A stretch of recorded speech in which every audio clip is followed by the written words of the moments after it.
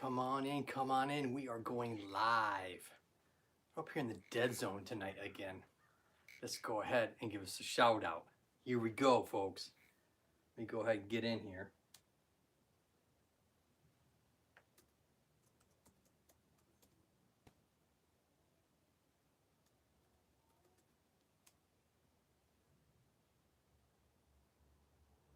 Come on in, come on in.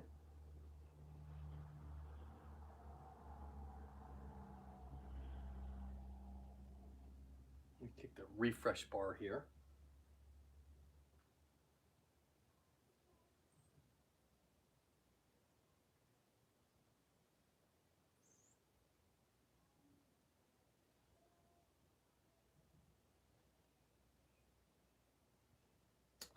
Here we go, folks. We are getting live here. I'm going to go ahead and scroll through here.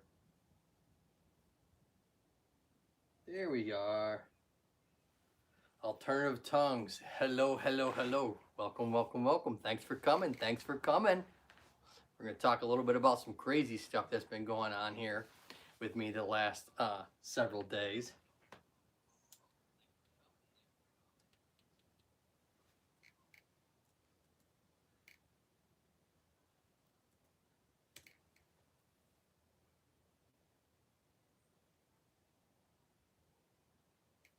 Well, I'm doing better, boy. I threw my back out.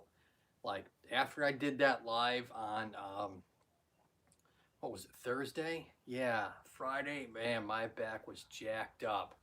We're going to go over what I think was what happened to it and how I actually treated it and how I'm actually recovering from it. So that's one good idea that we're going to talk about tonight. So I brought big old Spiny for that one, as well as I brought little Spiny to kind of give us a better visualization of what I'm talking about.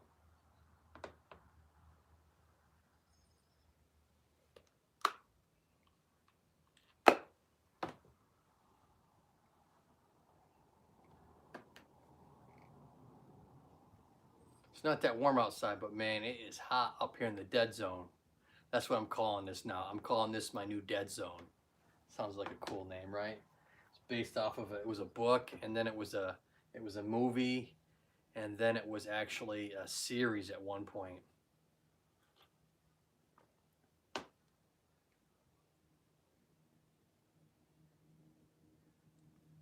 See if we can get some people in here, see what's going on here. They usually get here maybe, let's give them 3 to 5 minutes.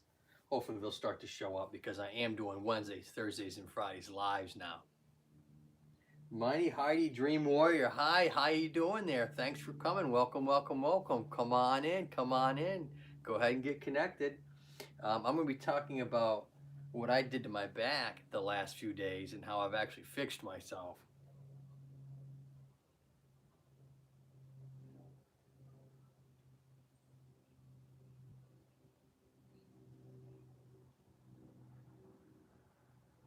And so, all right, so I was sitting in this old chair this was my grandmother's chair. So this is an old chair.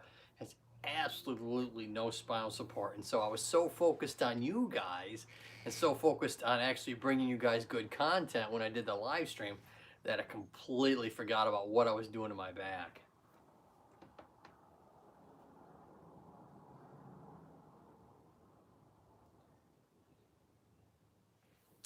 And so what I had done, bring all Big Bertha in here. So I had been like this with my back. So I'm sitting in that chair like this.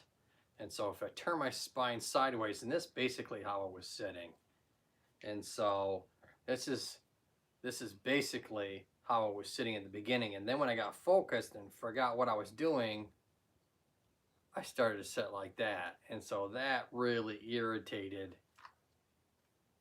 this joint right down here at the bottom, this L5S1. So what I think the next day I got up, I went to work, I was doing fine. I felt a little pain, but which normally I don't have any pain at all. And so I was standing, and I was starting to write a prescription. And when I was standing, I was standing and I was rotated. And so I was kind of, rotated when I was writing like this a little bit. So your back is they're kind of flexed and rotated, we call it. So it kind of looks something like this from the side. Instead of being straight, I was kind of rotated a little bit. And all of a sudden, all the muscles in my back just kind of grabbed right up, and boy, I went to stand back up, and I could do it. But man, I could feel like my muscles just starting to spasm in there. I was lucky that day because I came home that Friday. So I did the live stream with you all on Friday, and I was hurting pretty good. I took some ibuprofen and I put some ice on it. And then through the weekend, what I did is I iced it, I rested, I laid a lot on my stomach to try and get my back to extend back out so I could at least get it from kind of this kind of rounded flex position and just try and get myself on the stomach to try and extend myself back out. And I did the TENS unit. I showed you guys that on my live stream on Friday. I was doing the TENS unit. So I did that. And then like I said, I kept icing it, did more ibuprofen. I actually did some Tylenol because it's been shown that a combination of Tylenol and ibuprofen is actually better than narcotics research-wise. Oops.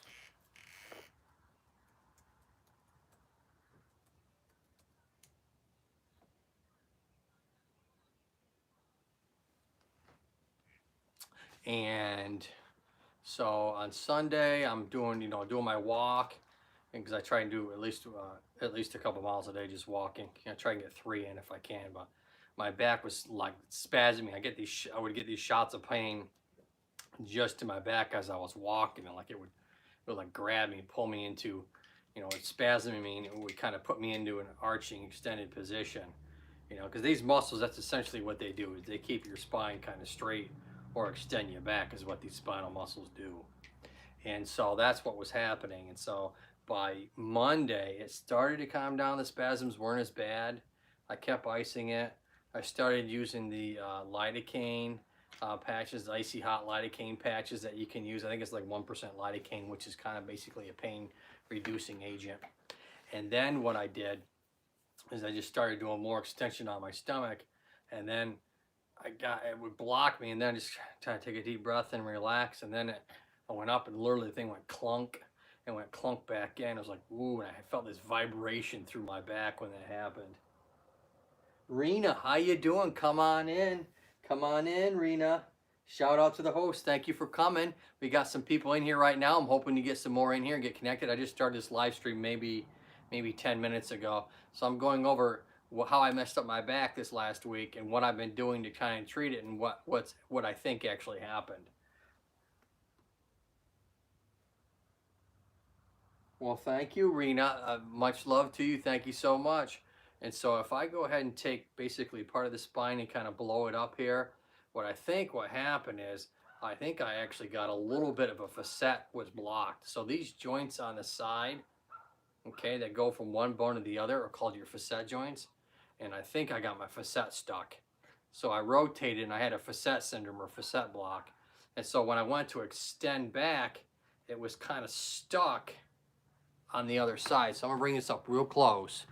And so normally you're like this, and these joints on either side glide on one another when you bend, when you flex forwards, and when you extend. And so what had happened was I rotated, and I think I caught the facet either on top and stuck.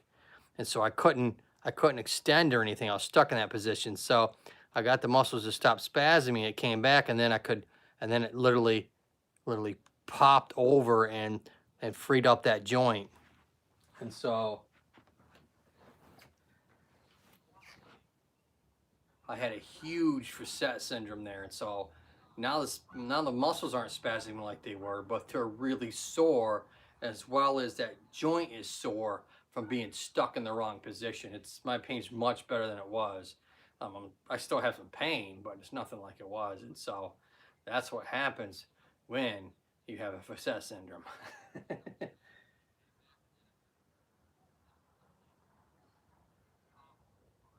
Marlos of the Pakistan, how you doing? Welcome, welcome, welcome. Come on in, come on in. We're talking about the spine a little bit here. We're getting connected. If you don't know these people, they're really nice people. They are part of my members and subscribers, and I'm part of their subscribers. So we do viewership here. And so we'd love to have you if you get connected. It'd be great. Anybody that's not part of my family, I will go ahead after the live stream once this downloads, since I'm doing this on my phone. Anytime you're over 1,000 subscribers or more, you can do the live stream from your phone.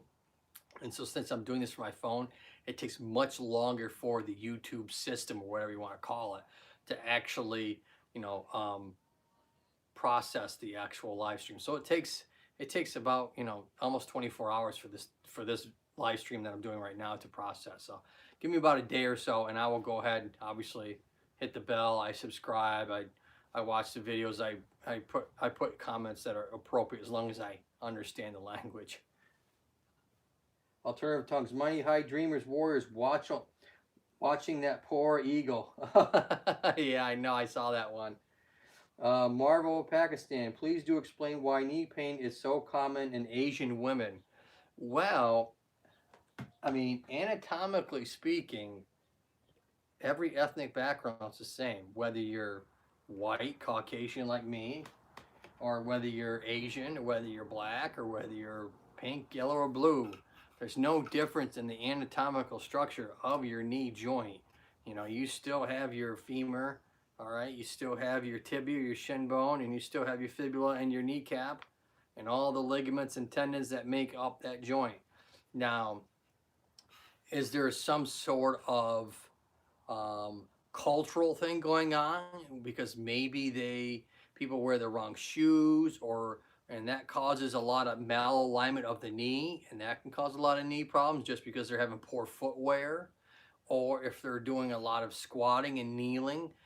If they tend to do a lot of those types of activities earlier in their life, and they can wear the cartilage down a lot more, I mean, that could be a good possibility. The Bubble News, howdy, first time here. Thank you so much, The Bubble News. I will go ahead when I'm done with this live stream tonight and it downloads. I will be doing definitely a click to you guys, who's not my subscribers, commenting, ringing the bell, and being a viewership. So just give me a day or so, because it takes a while for the phone processing to be complete on YouTube. It processes usually within 24 hours, and then it's another probably 10 to 12 hours before it allows me to see the actual chat part of the video itself. Alternative tongues, shout out to Marvels of Pakistan and at the Bubbles News. So I got some people calling out to YouTube. Alternative tongues is looking for some new friends. So we definitely want to get into that. There we go. Marvels of Pakistan says, thank you, Alternative Tongues. Thank you so much. So go ahead, make sure you leave a good comment. Make sure you watch at least a couple minutes of the video, and make sure you hit the subscribe button. You do those 3 things, you'll be fine. If you don't, leave an appropriate comment, or if you don't watch the video long enough, YouTube will probably put it in the spam box, and they won't even realize, and it won't, in the subscriber particular status will not take, and you'll be with one less subscriber, and they'll think you never subscribed or watched the video in the first place, and you actually did. You just didn't watch it long enough.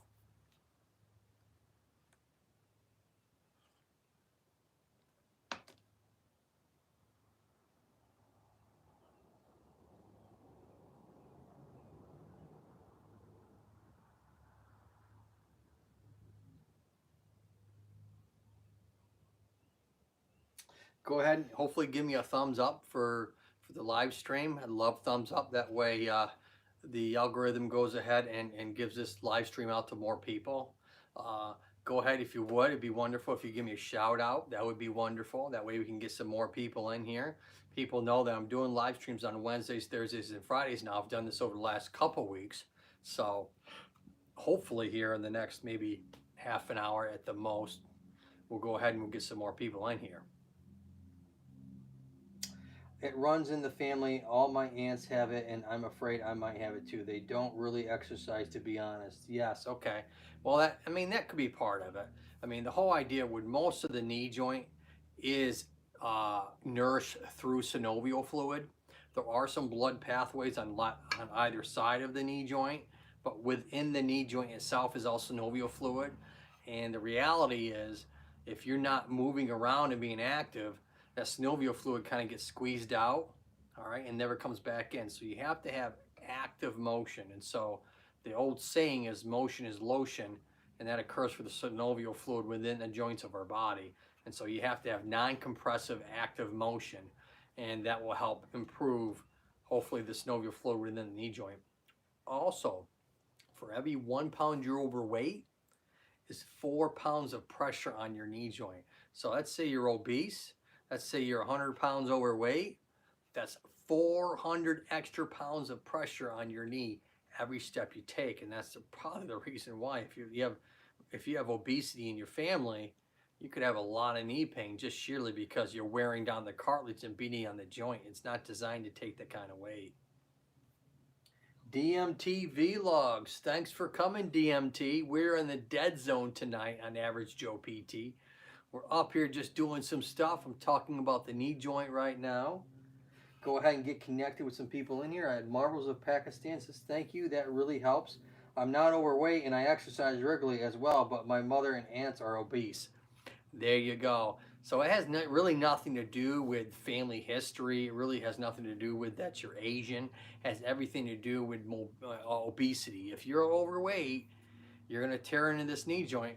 And also when you are inactive a lot more, muscles tend to get weaker. And that because the muscle weakness doesn't support the joint as well. And so the joint takes more beating because you don't have muscle strength supporting the joint. And on top of that, being overweight, more pressure on the joint beats it down too. So it's a twofold issue when you are obese and you are sedentary or don't do a whole lot or inactive. It has two problems. You become weaker, which beats up the joint more, and you weigh more, which beats up the joint more.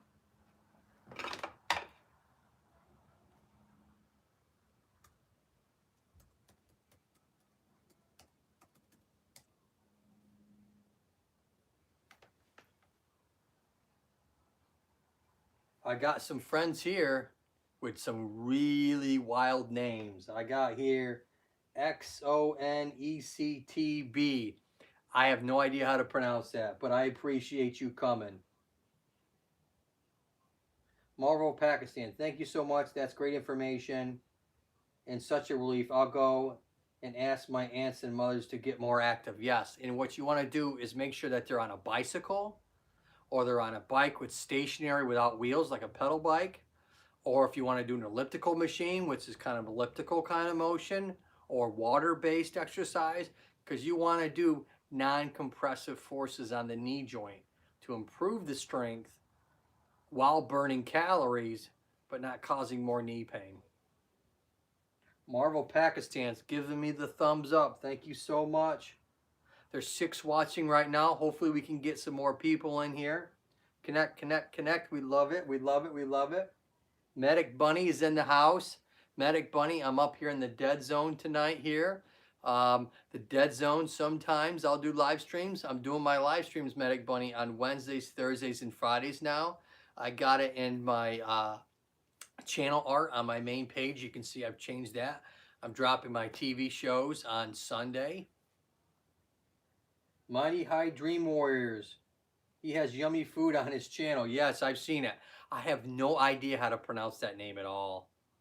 I'm completely lost on that.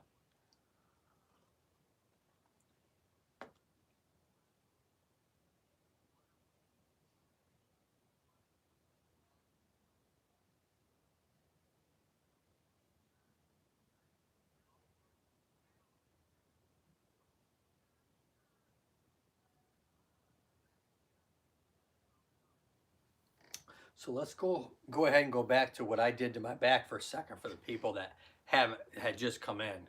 So, Medic Bunny, I'm at work right now, but not busy at the moment. Yeah, that's good. Well, thank you so much for coming in and at least showing me some love a little bit, some viewership. I appreciate it, Medic Bunny. And so this last week, I really messed up my back, and so I think it's better now, but I think what I did is I caused this to occur where the facet joint had hopped over. And so what I did is over the last 3 or 4 days, I got it back and I had a big clunk when I went over the top of that joint, and now my back moves like it should, but it's really, really, really sore. And so I'm being very, very, very careful. And then once this inflammatory process calms down, I'm going to strengthen the snot out of my multifidus muscle. And that multifidus muscle is one of my huge videos that I did on my playlist on our back. If you look under that, it's called the multifidus, multifidus. And that's a huge muscle in your lower back that helps keep your spine supported. Oh no, yeah, oh no is right. I was stuck forwards. I could not extend my back at all for about 3 days straight until I could get the spasms to calm down. So I was kind of bent. You guys didn't realize it when I did my live stream on Friday, but I was bent forwards a little bit. Just because you only see me from this view. You weren't seeing me from a side view. So you were just seeing this view. And you didn't realize how bent forwards I was unless you saw me turn from the side. I couldn't extend my back because that joint was stuck. Oh, I'm doing better now, Marvel. That's the difference when you know what's going on. See, so, and I've shown this stuff before in my lower back protocol in my playlist that I have for disc problems and stenosis problems and muscle imbalance problems and just kind of general lower back pain. I've went over that stuff that I did myself and got myself better. You know, I didn't have to go and spend buku dollars, all right? And so lo and behold, if you just follow some of the playlists that I have, and hopefully, you know, if you have this kind of problem that I had, hopefully you can fix yourself. I bet that it was weak on me when I even try to mop or sweep, it cramps up. Yeah, yep, that's probably it. It's either that or some of the spinal muscles on the sides that go from the pelvis to the spine, as well as the runs that run the spine. And it's always, you know, you always have to incorporate your lower abdominals down by that belly button. If those lower abdominal muscles down by that belly button are weak, absolutely you're going to have problems. No doubt about it, because if your stomach muscles and your back muscles aren't supporting the spine, then it's just going to get inflamed.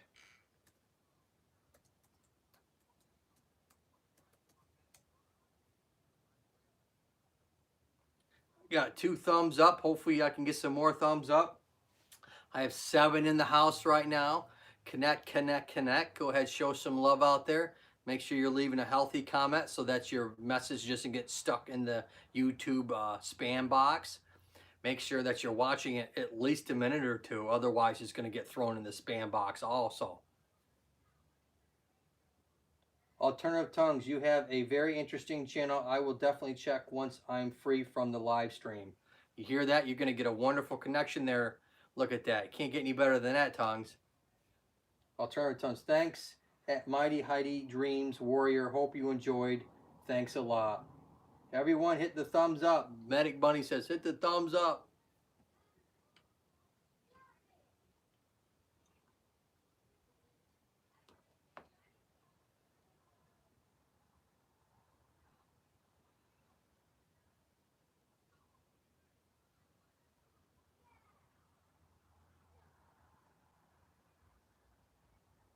Alternative Tongues, I got a shout out to you from Medic Bunny. Hey, Medic Bunny. Alternative Tongues is looking for some love.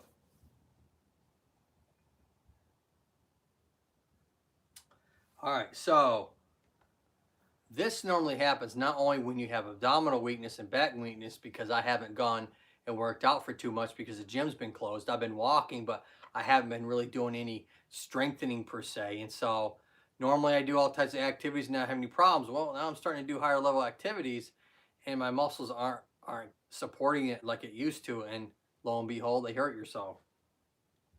Medic Bunny, thank you, Tongues. I will. 2 thumbs up. Mighty Heidi Warriors. What's up, Average? We got God in the house. What's up, Average? Thank you, God. Come on in. Thank you so much. I think he's an Uber driver or Lyft driver. I'm not sure which, or a cabbie driver. World Food by All. Come on in. Come on in. World Food by All. Hi, everyone. Go ahead and get connected. We're talking about the spine a little bit right now. But I want you guys to get connected, leave a healthy comment, go ahead and hit the subscribe button. If you're new to my channel, I'd love to have you hit the subscribe button, hit the thumbs up.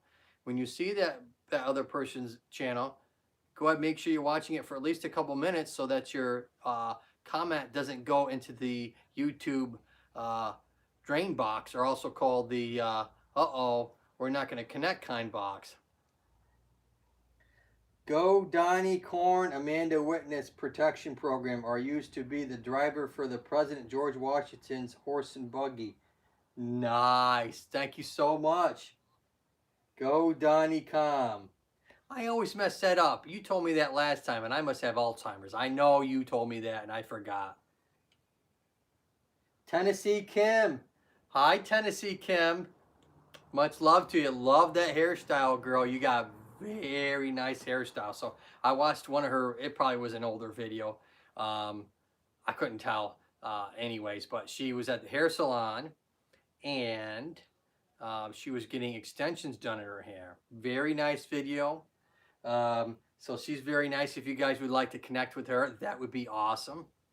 She's one of my new subscribers that I think I saw last night. I think I went on that channel last night or early this morning, as I was looking through my analytics and algorithms. I found I had to clean out my spam box again because some of the people went to my channel, left a comment, but they didn't watch it long enough. And if you don't watch the video long enough, but you leave a comment, it's going to go right into the spam box of your YouTube channel on the back end, where you see the analog analytics and stuff like that. And so make sure that you guys are looking back to every once in a while, just in case someone that you saw that you liked didn't watch it long enough, but they left a comment. You have to be surprised. Sometimes that spam box gets full very fast. Go Donnie. Yeah, the 15 minutes of fame at least makes me YouTube famous.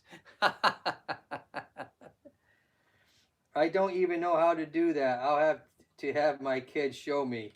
Yeah, Medic Bunny, you better, yeah, you might have hundreds of YouTube comments back there saying subscribe or something along those lines. And that's the bad part. If they didn't leave a good comment, if the comment didn't make sense with the actual video, or they didn't watch the video long enough, YouTube basically puts it into the spam box. So yeah, have your kids and show you how to do that, because you might have a ton back there.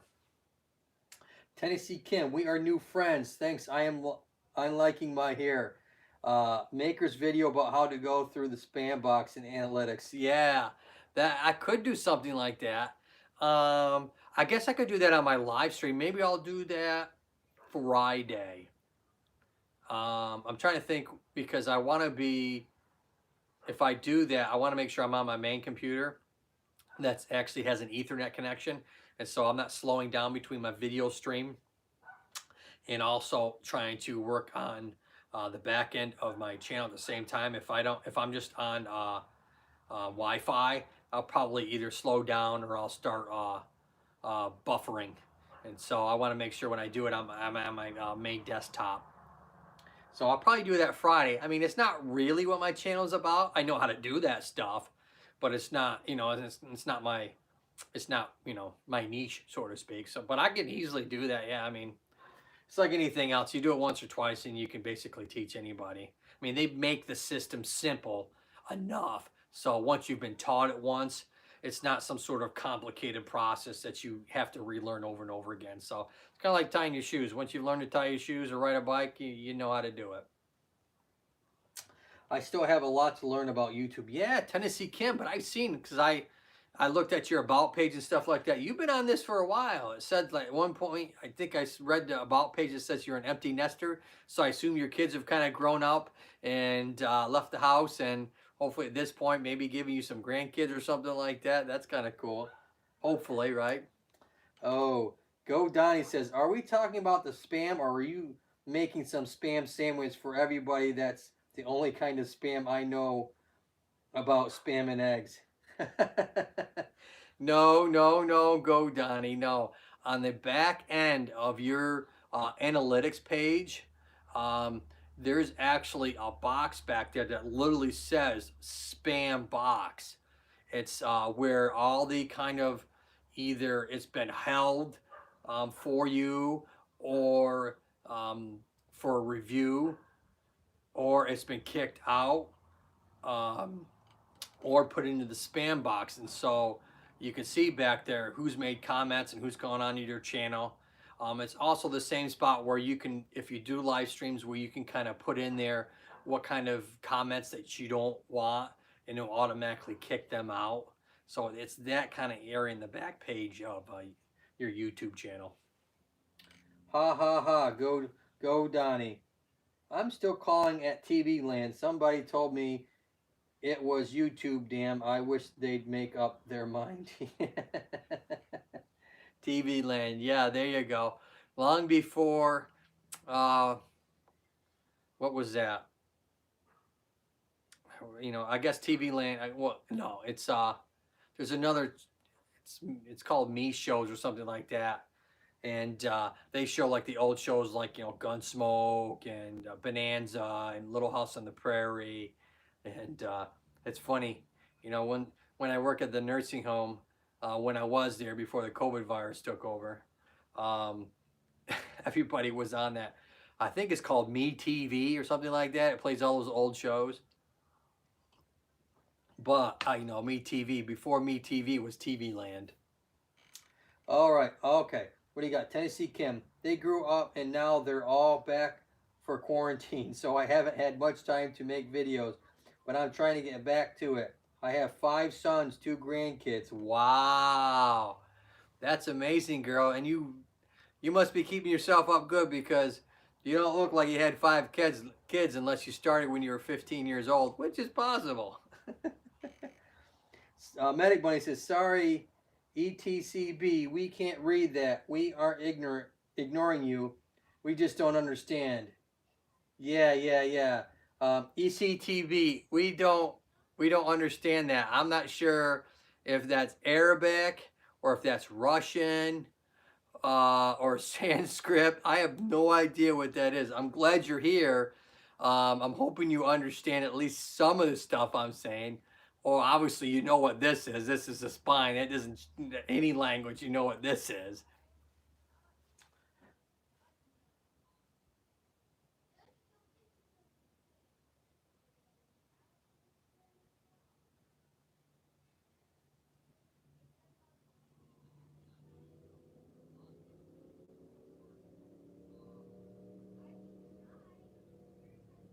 So we got 8 in the house right now.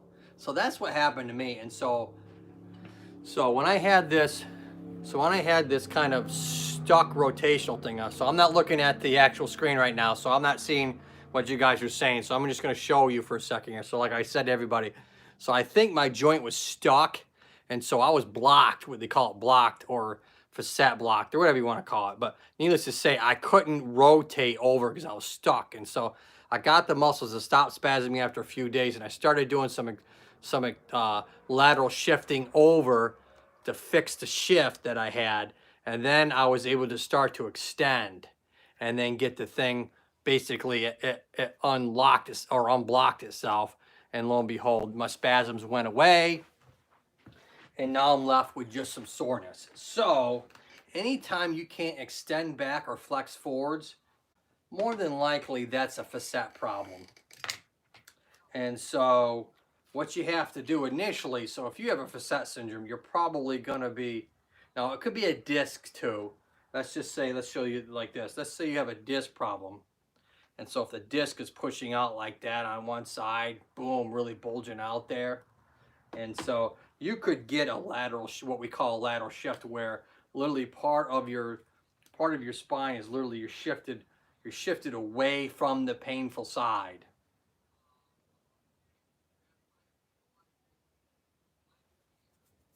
I got 6 in the house watching, and so you can't just extend with that. You have to fix the shift first, and then you can extend back. I thought we were receiving dinosaur bones. Wrong channel. Ha ha ha. Thanks, go Donnie. Tennessee Cam, gotta run out, get back on if I can. Thank you so much for coming by, Miss Cam. Much love. I'll see you when you make that next video. Medic Bunny says, be safe, Kim.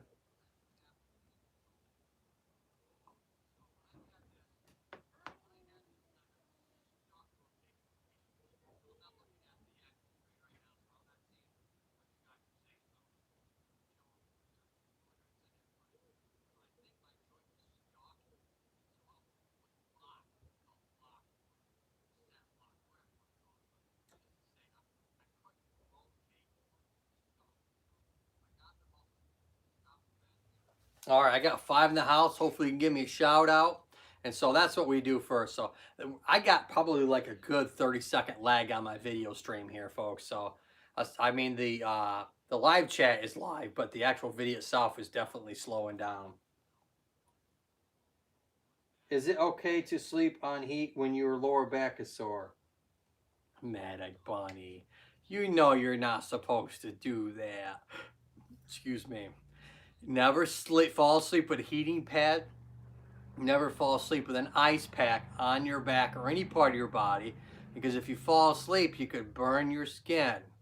Easily burn your skin, especially if you're talking about a heating pad that doesn't shut off. Alternative tongues. Just left you with a love note, though I couldn't understand a bit. Yummy food right there. So what's it, CTB? No, ECTB. I got tongues coming over you. Hopefully you'll give them some love and go ahead and subscribe back. I know this, but some don't, so I wanted to address it. I figured you knew. Well, thank you so much for bringing up a topic. So yes, so needless to say, let alone a fire or something like that, but your skin can only tolerate that type of temperature for a very short period. And then what happens is the nerve endings start to get numb and you can't sense that temperature change at all. And that's where you're a high risk for burn. So you shouldn't have anything on you, ice or heat, for probably no more than 15 or 20 minutes.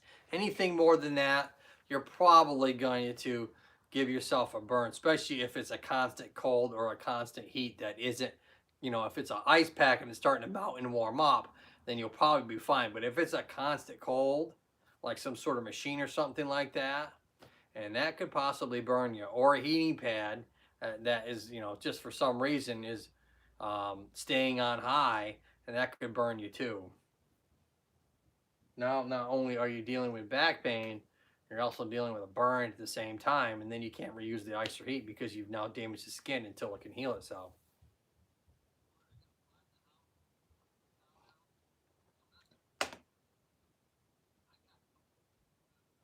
Oh, that ice machine is marvelous. I had one when I had my shoulder surgery. Yes, it's called the Polar Cap type machine. Yes, well, at least that's the company that we use. I think it's called the Polar Machine. And basically what that does is there's a chest of ice water, and it just continually circulates that through a bunch of tubes, whatever type of device that you're wearing, whether it's a shoulder cuff or whether it's a back or a knee for a knee replacement or a hip or something like that. They make them for all the joints in the body. And so, yeah, it has these tubes, and these tubes fill up with the ice cold water, and it continually circulates that ice cold water.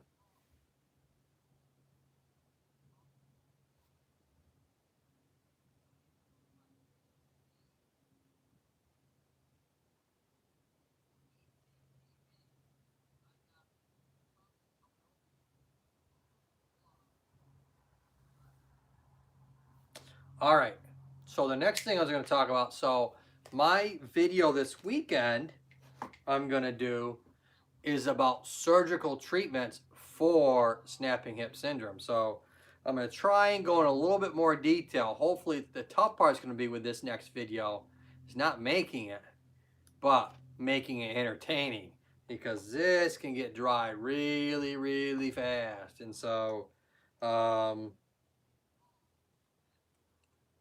we'll see how I do.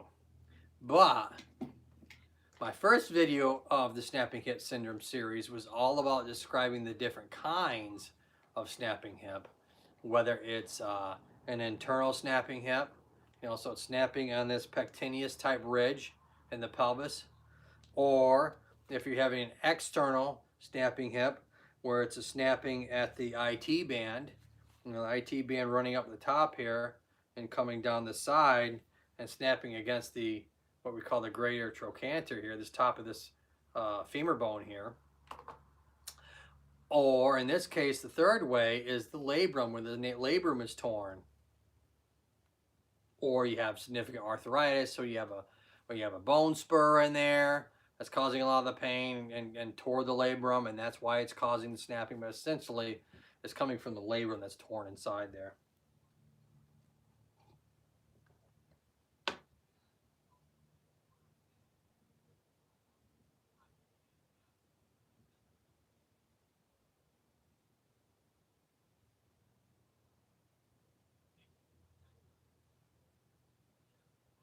We have 5 in the house right now.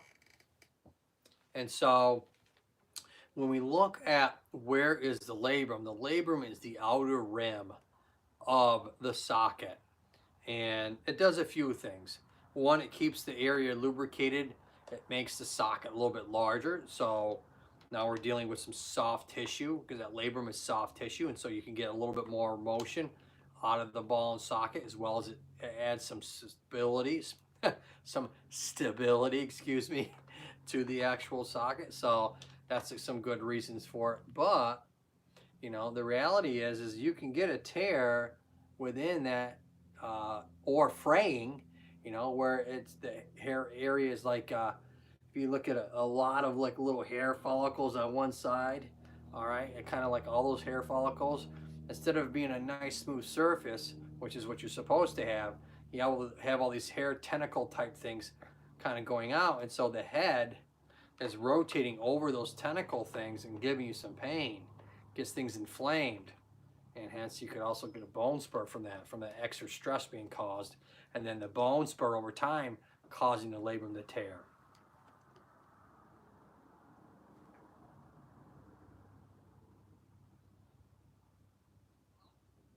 I'm going to go ahead and do a little refresher and see who we got here in the house.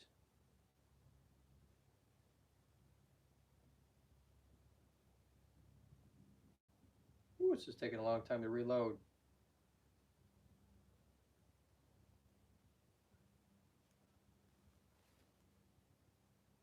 Here we go.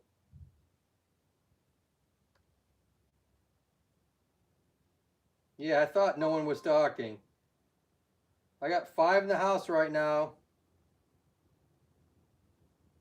I'm listening and learning. Oh, okay, there's nothing wrong with that. Hopefully we'll get some more people in here to connect too while we're at it.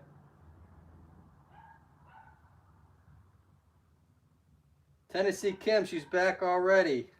Welcome back, Kim. Thank you so much. And so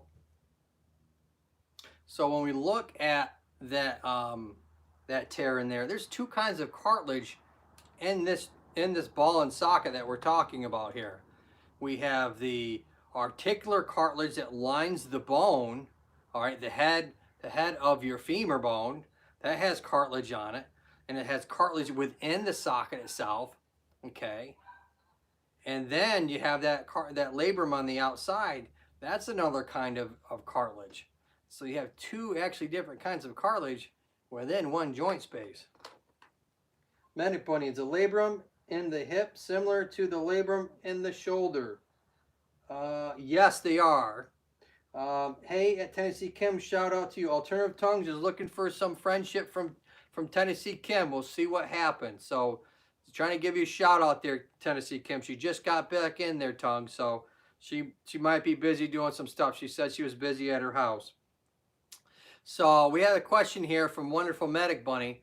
So there's the glenoid labrum, all right, and then there's the acetabular labrum. That's technically what they're called. I don't have the shoulder here, but I can kind of give you an idea here. So the ball and socket of the shoulder, all right, the fancy term is the glenohumeral joint, or in the shoulder, the labrum in the shoulder is called the glenohumeral labrum.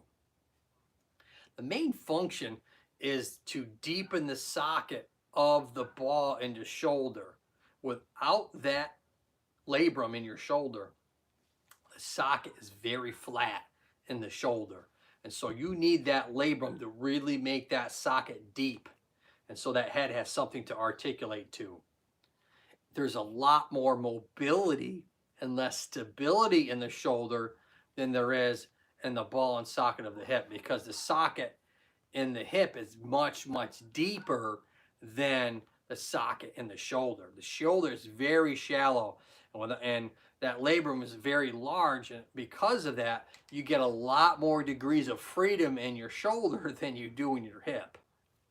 But you need more stability and structural support in your hip, mainly because you're holding your entire body weight through it.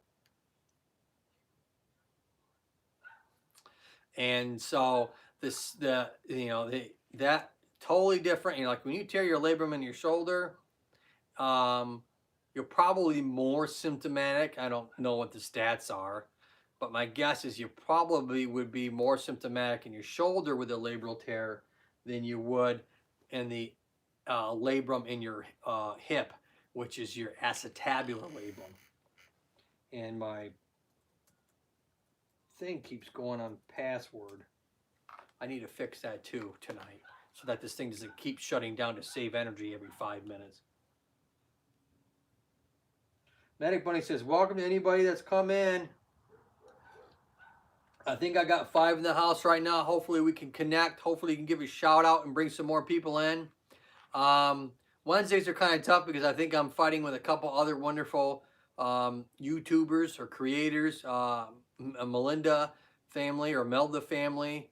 They do a lot of probably, yeah, they're I don't know if they started at 4, if they started at 5. They might have started at 4. I know he pulled back because he's starting, I mean, if it's 4 Eastern Standard Time, I think it's like 10 o'clock at night his time. I think he's like 6 hours ahead of me. So we're fighting with some of those people as well as we're probably fighting with Netflix. So hopefully we can get some more people in here. Last time we had a lot. I think Thursday or Friday of last week, I think I had as many as 11 or 12 in here at one point. I do this enough weeks, Wednesdays, Thursdays, and Fridays. We'll get some more people in here. I'm thankful for all the people that have come so far. So yes, that labrum, can tear in there very easily. What they do a lot of times, and I will describe this more on my show on Sunday. It's been hit or miss with all channels, yeah. And I don't know why that is. I don't know if people just, we're getting more towards the summer, or if we're getting that time where people have kind of quit. I've seen a couple bigger live streams out there where and that's all they do. They're kind of getting burned out because they're doing it probably way too much.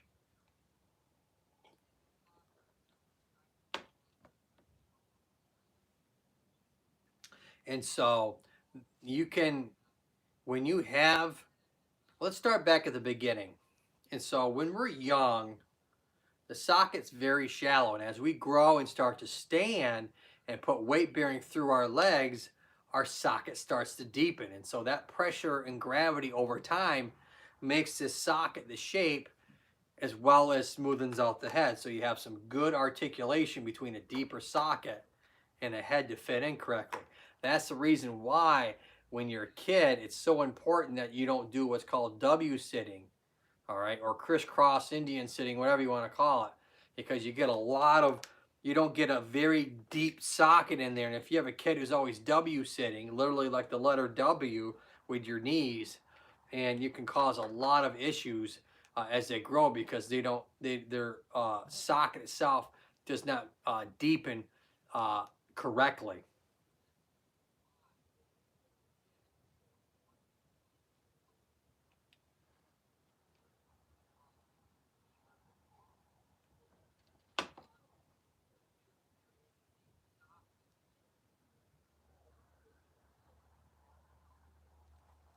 And so that's the important part of that. Now you can tear this anywhere.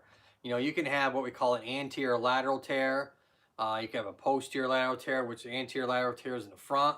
The posterior lateral tear is in the back. And they teach you to crisscross applesauce when you were little. I remember when I was little, it hurt to sit that way.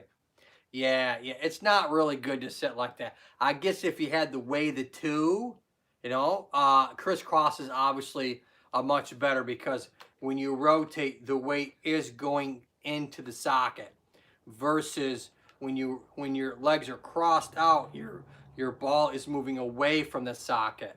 When you cross your legs across your body, it's going into the socket. So at least you're getting some deepening pressure into the socket. So if you're having the kids sit like that, during library or something like that, or during a sitting activity, that's fine.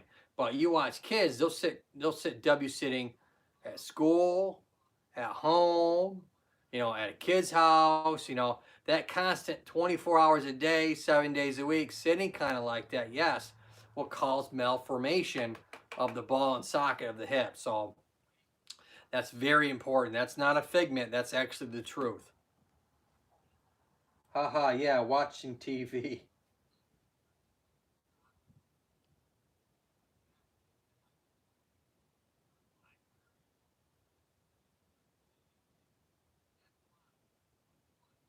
Tennessee Kim says, thanks, Alternative Tongues, for the shout out. So there you go. You got a good connection.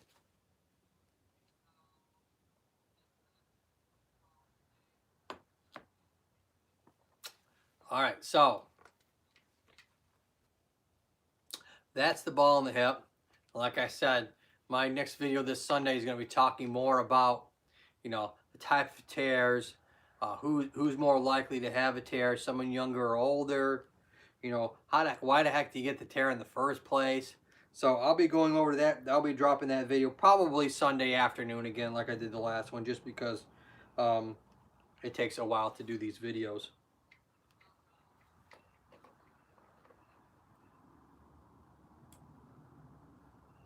Let's put Humpty Dumpty back together again here, so I don't lose the parts up here in the dead zone.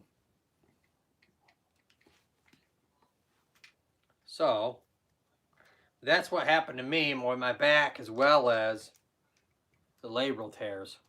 You guys have any questions at all? Go ahead and shout them out. I got Scully up here if you didn't notice it all. I got Scully just hanging out here today.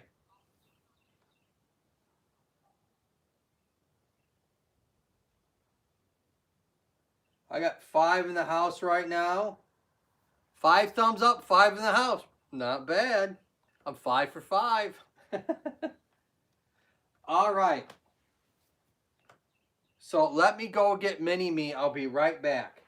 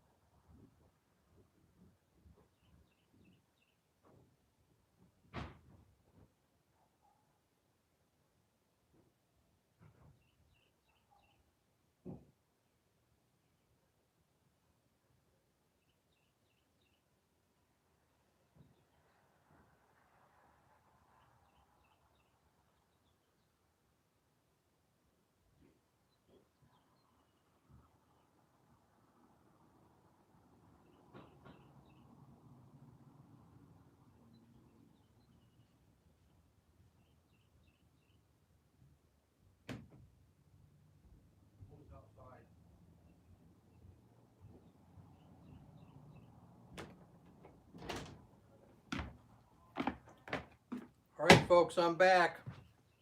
Hopefully I still got some people here. I had to go get Mini-Me. That's right, Mini-Me. So, it's easier to carry around than have that heavy thing. It's big. Yes, it is big. So, having to hold that thing up the whole time after a while starts to make your shoulder tired. Tennessee, while that stinks, they're making it difficult. They took the feature away, Kim. Now you just have to search for them. Medic Bunny says, I need to finish making dinner and charge my phone. I have a great night, Joe, and feel better and stay safe. Well, thank you, Medic Bunny. Thanks for coming so much. I appreciate it. I'll do search for you later. Going to get groceries now. Take care. Bye, Tennessee Kim. Thank you so much for coming.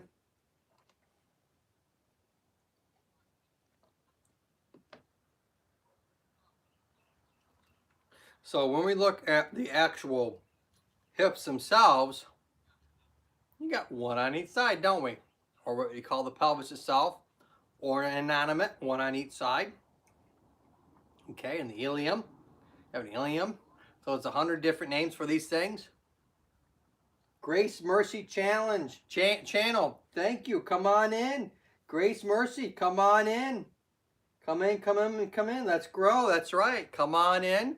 Go ahead and get connected. I got a few people that's still in here. I think I got 4 or 5 right now. If you can, go ahead and shout me out. That would be great. I've been my live stream for about, I don't know how long, maybe an hour, something like that.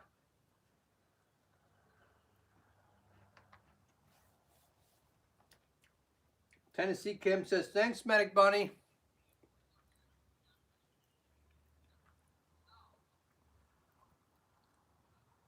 All right, so let's look at this thing called the SI joint. And so sometimes you go to the doctor, you have back pain, but you have x-rays done. The x-rays really don't show anything except for maybe some arthritis. It might show some degenerative disc, which degenerative disc is a normal process. And that's basically when the disc starts to kind of flatten down. It doesn't pop back up like it used to. Woo, I'm down to 2 watching. Wow, I dropped like a rock.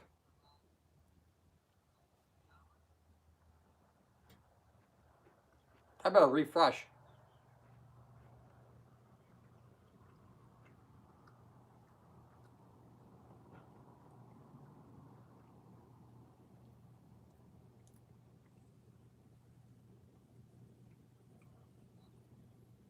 I got 3 watching.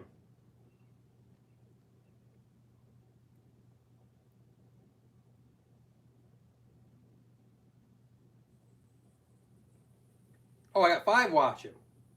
This thing's crazy. 3, 5. Anyways, people are coming and going. I should stop worrying. So the SI joint, I've talked about in the past. S meaning sacrum. Okay, that's our fused bones there. Sometimes we have, like I always tell people, we always have maybe a little bit of a remnant of a disc between S1 and S2. All right. So this little bottom bone right here that I'm pointing at is your L5. And after L5, lumbar 5, that's your last vertebrae of the spine, you're supposed to have these nice fused bones all together. It's called your sacrum. And then at the very bottom of that, right here, is called your coccyx, or tailbone, people call it, but that's actually called your coccyx, which sometimes it breaks off when you fall, and it really messes you up. Grace Mercy Channel, Medic Bunny, I love you. I think Medic Bunny left. I think she went to do cook some dinner or something like that, so I'm not sure she's in the house anymore.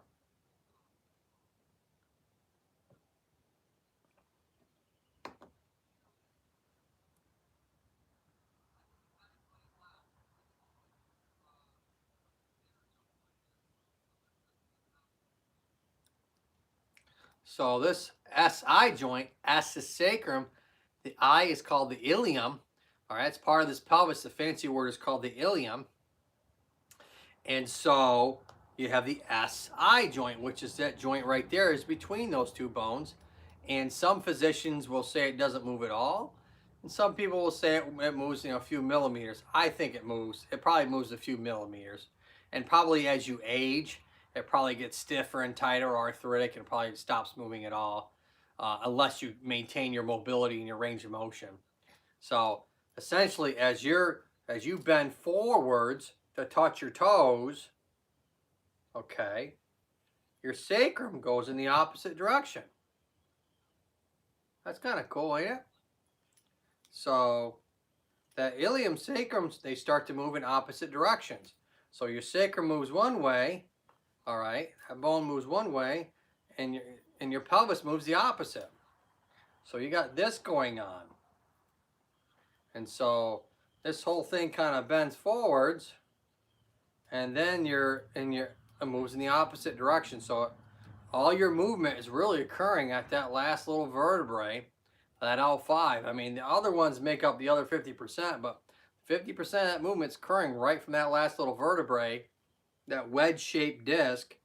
And that's the reason why, over time, if you don't keep those muscles strong in your back, and those abdominal muscles strong in the front, you start to have a lot of pain.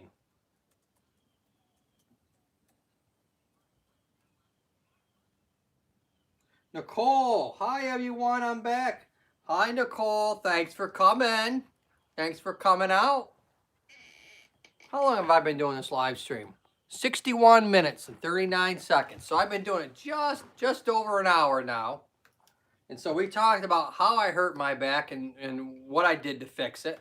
So if you want to know about that, you'll have to go back to the beginning of the live stream.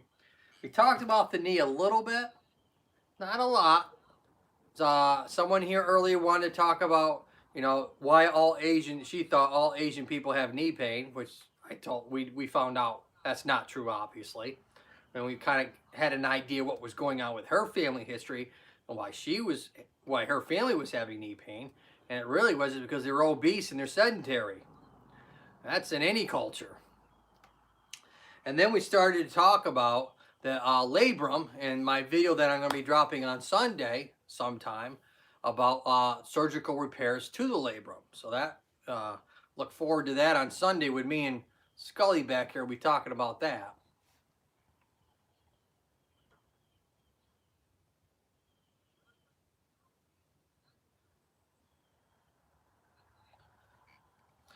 So you can have a lot of SI joint pain. You can go to physical therapy for it. We'll do some manual techniques, probably maybe some ultrasound. We might do some taping and definitely some strengthening exercises. I haven't really done a video specifically on SI joint pain because there's only a few treatments that you can really do at home. I think I went over mobilizations a while back, probably at least a couple months ago on a video. But there's only so much you can do in the home, because if you do the wrong things, you could actually make your SI joint pain worse. So I'm reluctant with doing a whole bunch of treatment techniques at home on SI joint pain, because you could have your sacrum could be tilted in certain positions, as well as you could be having what we call a leg length discrepancy. You could have a leg length issue on top of the SI joint. So it gets very complicated very fast in regards to having SI joint pain.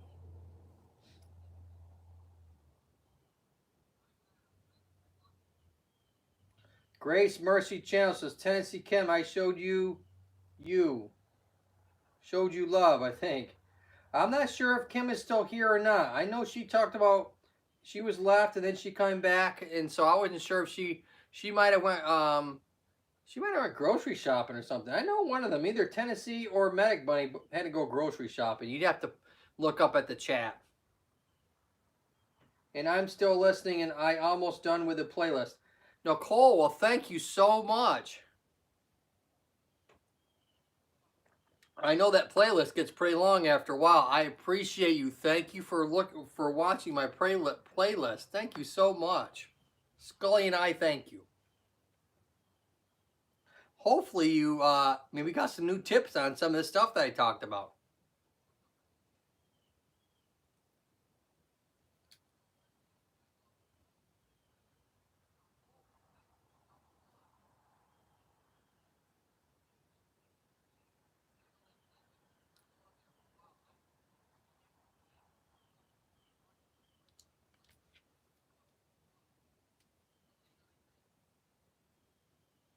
All right, so that's the SI joint. Like some people are like, where is this? What is SI? Where is it? What's it all about? And so that's kind of like the basics of the SI joint. Now, you can have some pain along the side of the hip. All right. You can have some pain down into the front thigh, or you could have pain right in the groin area. And we got to figure out, where is it coming from? Is it coming from your back, your lower back? Is it coming from your SI joint? More times it's not. Is it coming from your hip? All right, so usually we're thinking, is it coming from your back or is it coming from your hip if you're having groin pain? Vindalyn Bradley, hello Joe.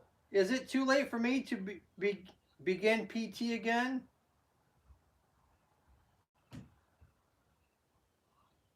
I have no idea who you are, but if this is someone that I actually work with, then we're not going to talk about that at all, because that's HIPAA guidelines, confidentiality. So I have no idea who this is.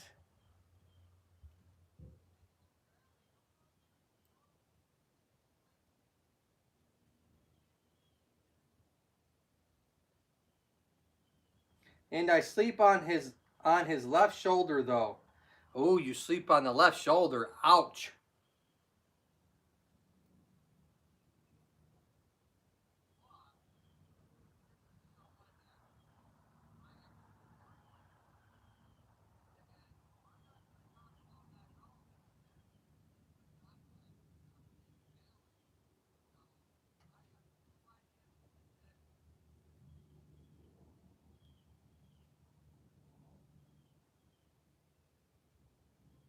All right. We got 4 in the house right now. So we talked about the SI joint. Now we're going to talk about that groin pain that people have sometimes. I'll get people coming in and they'll say, you know, they might be diagnosed with back pain, and the reality is, and then they're starting to talk about groin pain, and we got to rule out, make sure that it's not all just coming from the hip. And so we'll go ahead and do a nice little hip screen in physical therapy, which is pretty easy to do. All we'll do is rotate the hip through its full motion. We'll go out and in. Yes, you did, bud, work with me. Shattered femur.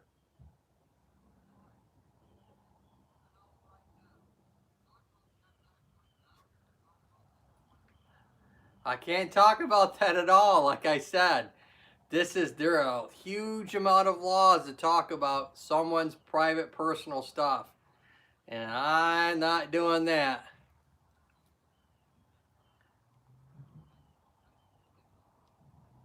So the hip screen is, like I said, you'll range your motion up and down. You're going to go out and in, and you're going to rotate into the leg and out of the leg.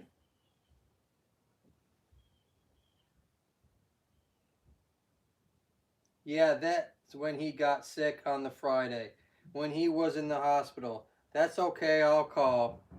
That's probably a good idea, Mr. and Mrs. Bradley, to get the call. Yes, that would be wonderful. Nicole says, in California and everything's going to be okay. Well, that's wonderful, Nicole. Indy Emily, hello, host. Hi, Emily. How you doing? We were talking about the hip here a little bit, talking about the back and hip. Hopefully you can come in and get connected. All right, we got a bunch of friends in here. Hopefully hit the thumbs up. All right, leave a wonderful comment for people if they want to subscribe to your channel. How are you doing, host?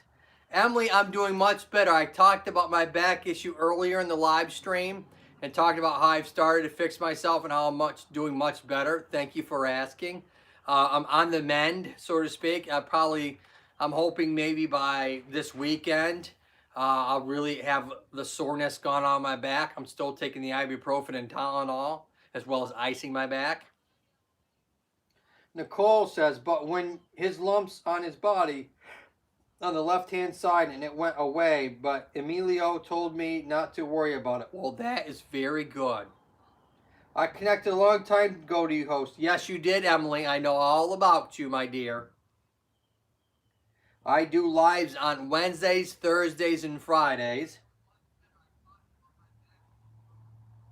We have 5 in the house right now. Hopefully you can give me a shout out so we can bring some more new blood in here. So we're talking about when we have groin pain, what do we do with that groin pain? So first thing we need to do is rule out where that groin pain is coming from. Is it coming from the back or the hip? So what we'll do is we can easily do what's called a hip screen. So like I said, we'll go through the range of motion and then we'll start to really rotate in and out. We'll do a nice compression to the joint as well as distraction. We'll do what's called the fader, F-A-D-D-I-R, the Faber, F-A-B-E-R, and the scour sign. So those are the 3 kind of orthopedic tests that we do to kind of rule in, is it coming from the hip? You know, is this pain that you're having elicited by those movements that we're doing? Big shout out to everyone. Emily says, big shout out. Come see Emily. Go ahead and get connected with Emily.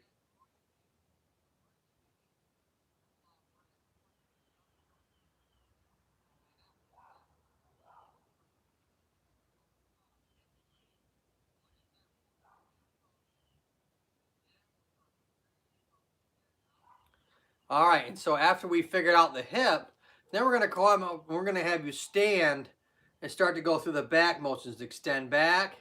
We're going to flex you forwards.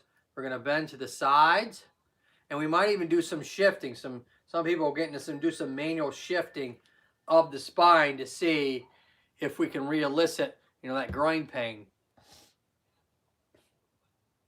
Big shout out from Emily to Nicole Riaz. Nicole, you got Emily coming to your house. You better go on over there, Nicole, and see what Emily's all about.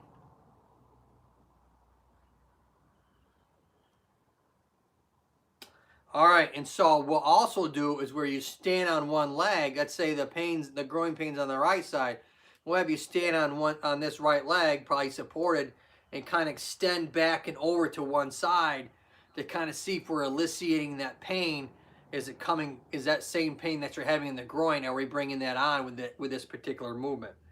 And so those are the kind of the ways that we kind of figure out, at least in the clinic, so to speak. You know, we don't have the X-rays, you know, we don't have the MRIs and stuff like that, you know, to confirm. All we can do is go by what we have, unless the physician's already done it. I want to say shout out to everyone.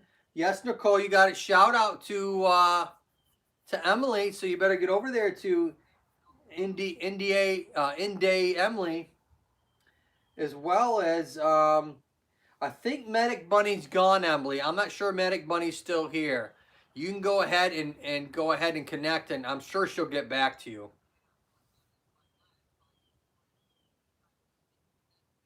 So that's the different ways that we kind of rule in or rule out, you know, this pain in the groin. Is it coming from the back or is it coming from the hip?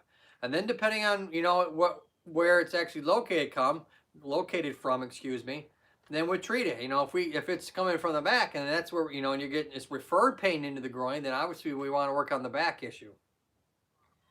At Grace Mercy Channel, big shout out to you from the Emily. She's trying to scoop us all in. Come on in. Let's go ahead and connect with that Emily girl.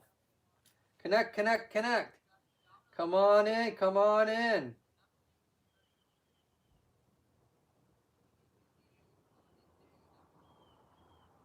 Nicole says, and I gave birth to Demon, but I killed it with an axe and it died. Nicole, oh my God, that sounds terrible.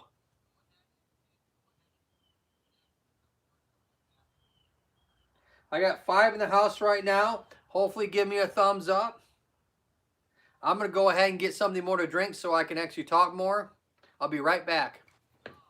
Go ahead and connect while I'm gone.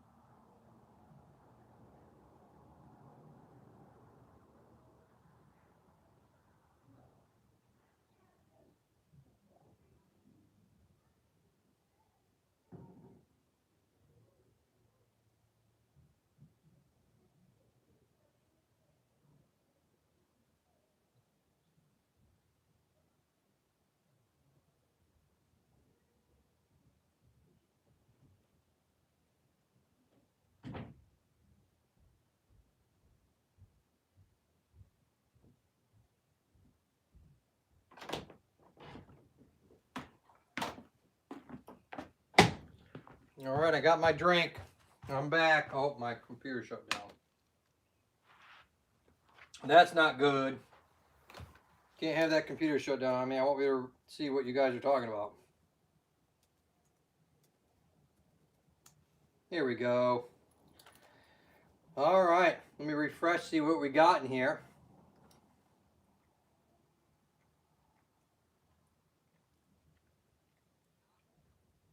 We got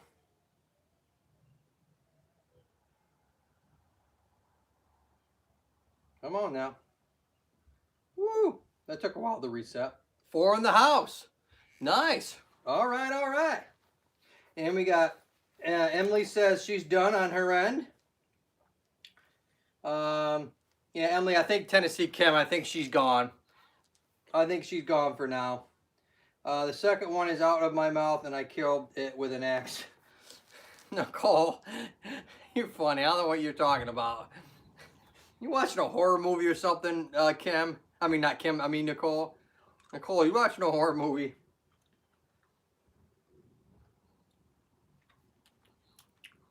All right. So, we figured out, basically, if you have groin pain, is it coming from your back? Or is it coming from your hip? So, once you figure that out, you can go ahead and do the treatment for that. Or at least, not do the treatment, but at least then start to focus specifically on whether you're getting it from the back and evaluate more thoroughly the back, or if it's coming from the hip, more thoroughly check the hip. Nicole says, sorry about that. It has to come out. Okay, Nicole, I'm not sure what you're talking about, girl. All right. Kind of warm up here in the dead zone. Face is kind of red. This light that I got beaten on me is getting me kind of warm. I mean, it's 70 degrees outside, so apparently this week it's going to heat up a little bit. It's been cold for May in North Carolina, that's for sure. Oh. Hi, Mom. My back's doing better. I got the facet joint unlocked, and so I'm actually moving my back better, but my back is still sore from being stuck.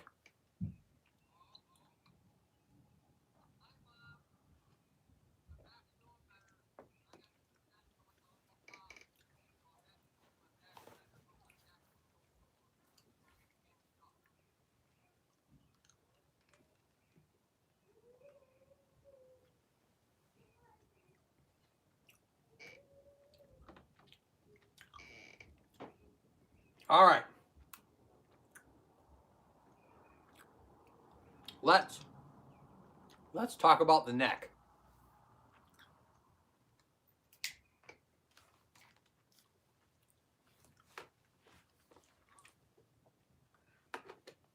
So, this giant thing is the base of the skull. And I wanted to say, I'm going to say I'm feeling much better right now, and I'm not cutting myself anymore, though. Oh, that's good, Nicole. I'm glad you're not doing that.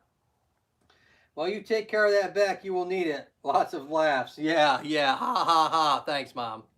Yeah. Yeah, I know that. You know, since Dad doesn't want to come over and paint the house for me, and I told him I'd give him some coffee, you know, give him a place to get a roof over his head for a little bit, you know, come and paint the house, you know. You got time, he's retired, come paint the house for a little bit with me. You know, show a little love.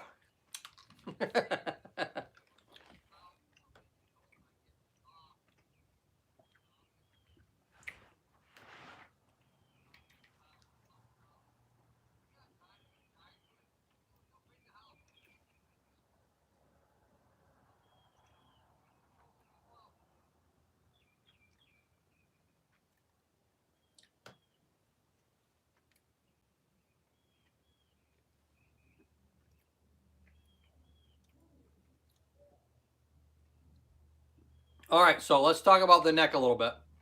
So it's colored here and kind of like this purplish pink. It might come out pink in color, but it's actually kind of more like a purple, a dark purple here. But depending on the lighting, it might look a little bit more pinkish. Yeah, Mom says I can see the paint fights now. No, no, no. I'll let him go ahead and paint the whole thing. I know I won't hold him back.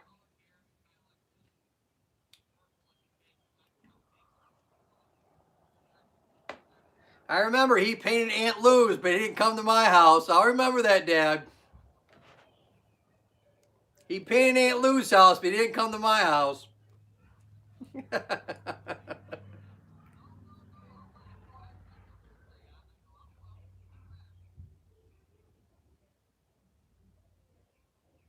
All right, and so if we go ahead and look at the neck itself, like I said in the past, you have this huge thing, these red things, they represent the vertebral arteries that go up your spine and into the brain.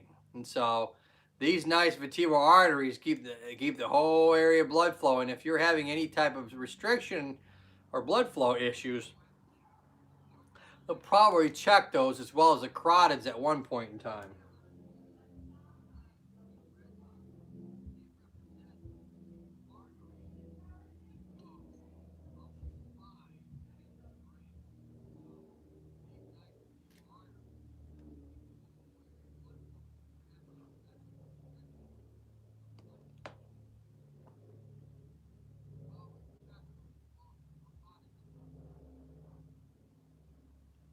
So we have 7 vertebrae that make up your neck, 7 bones,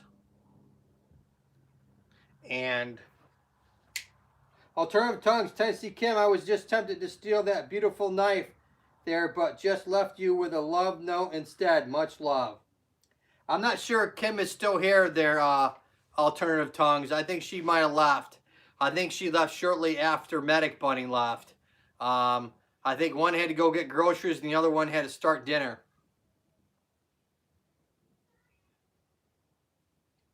All right, and so these 7 vertebrae here also have disc, but you actually have 8 spinal nerves in your neck.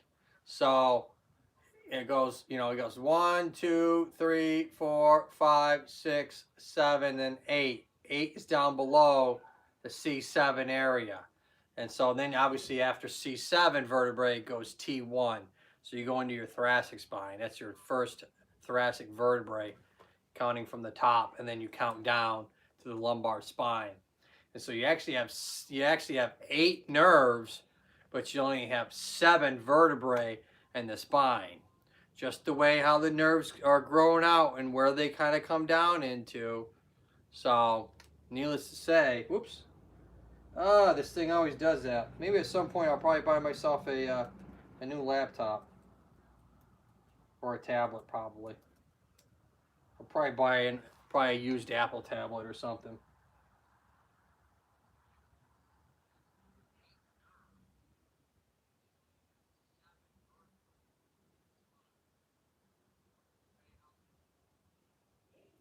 We're gonna go ahead and get a refresh here and see how many people are actually here.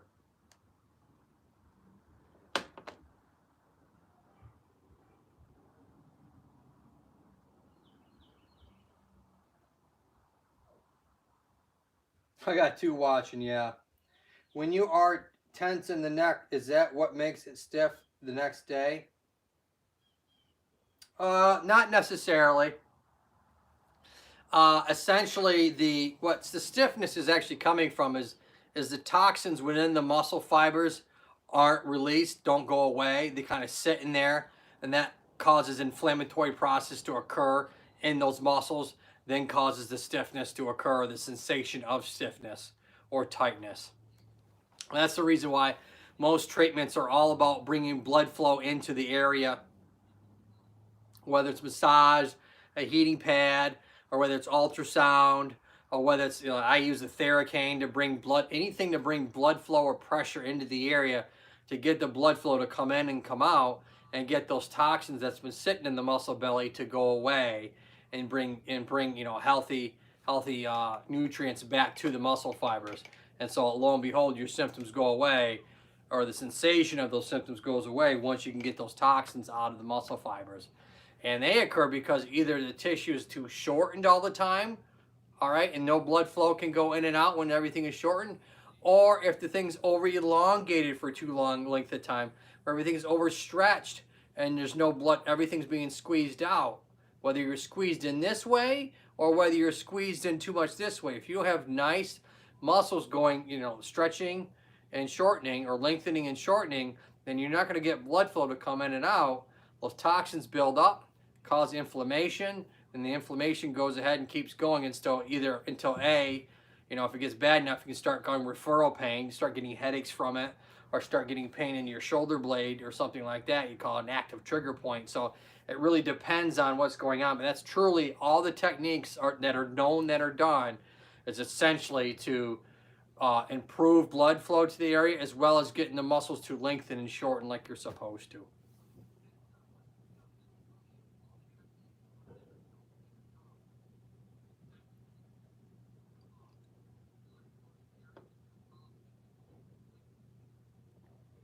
Marvels of Pakistan. Hello, everyone. I'm back after a short break.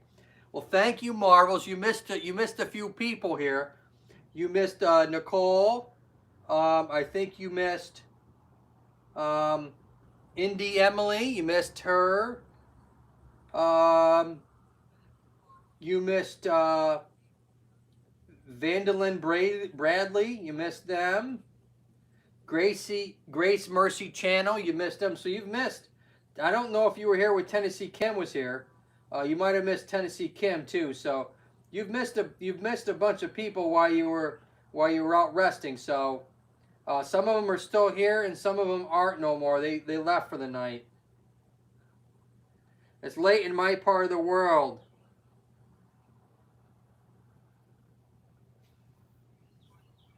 Alternative tongues. I'm not sure. That Ann Kenny, that's actually my mom. She's not a content creator.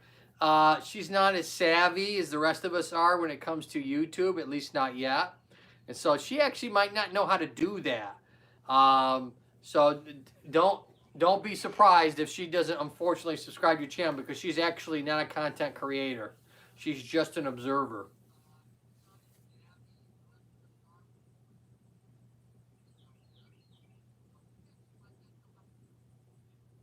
Yes, Aunt Kenny is my mom. Yes.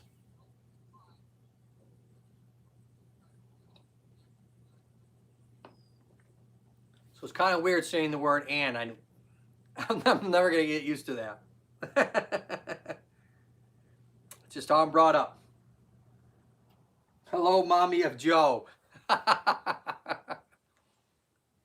right, and so then the neck muscles can be really tricky. And let me see if I can get this tilted over here a little bit so I make it a little bit easier on myself. And so we're looking here at the top of the skull, the base of the skull. All right, and so we're going to tilt this back a little bit. Now you have muscles literally that cross the base of the skull and attach to that first little bone in your neck.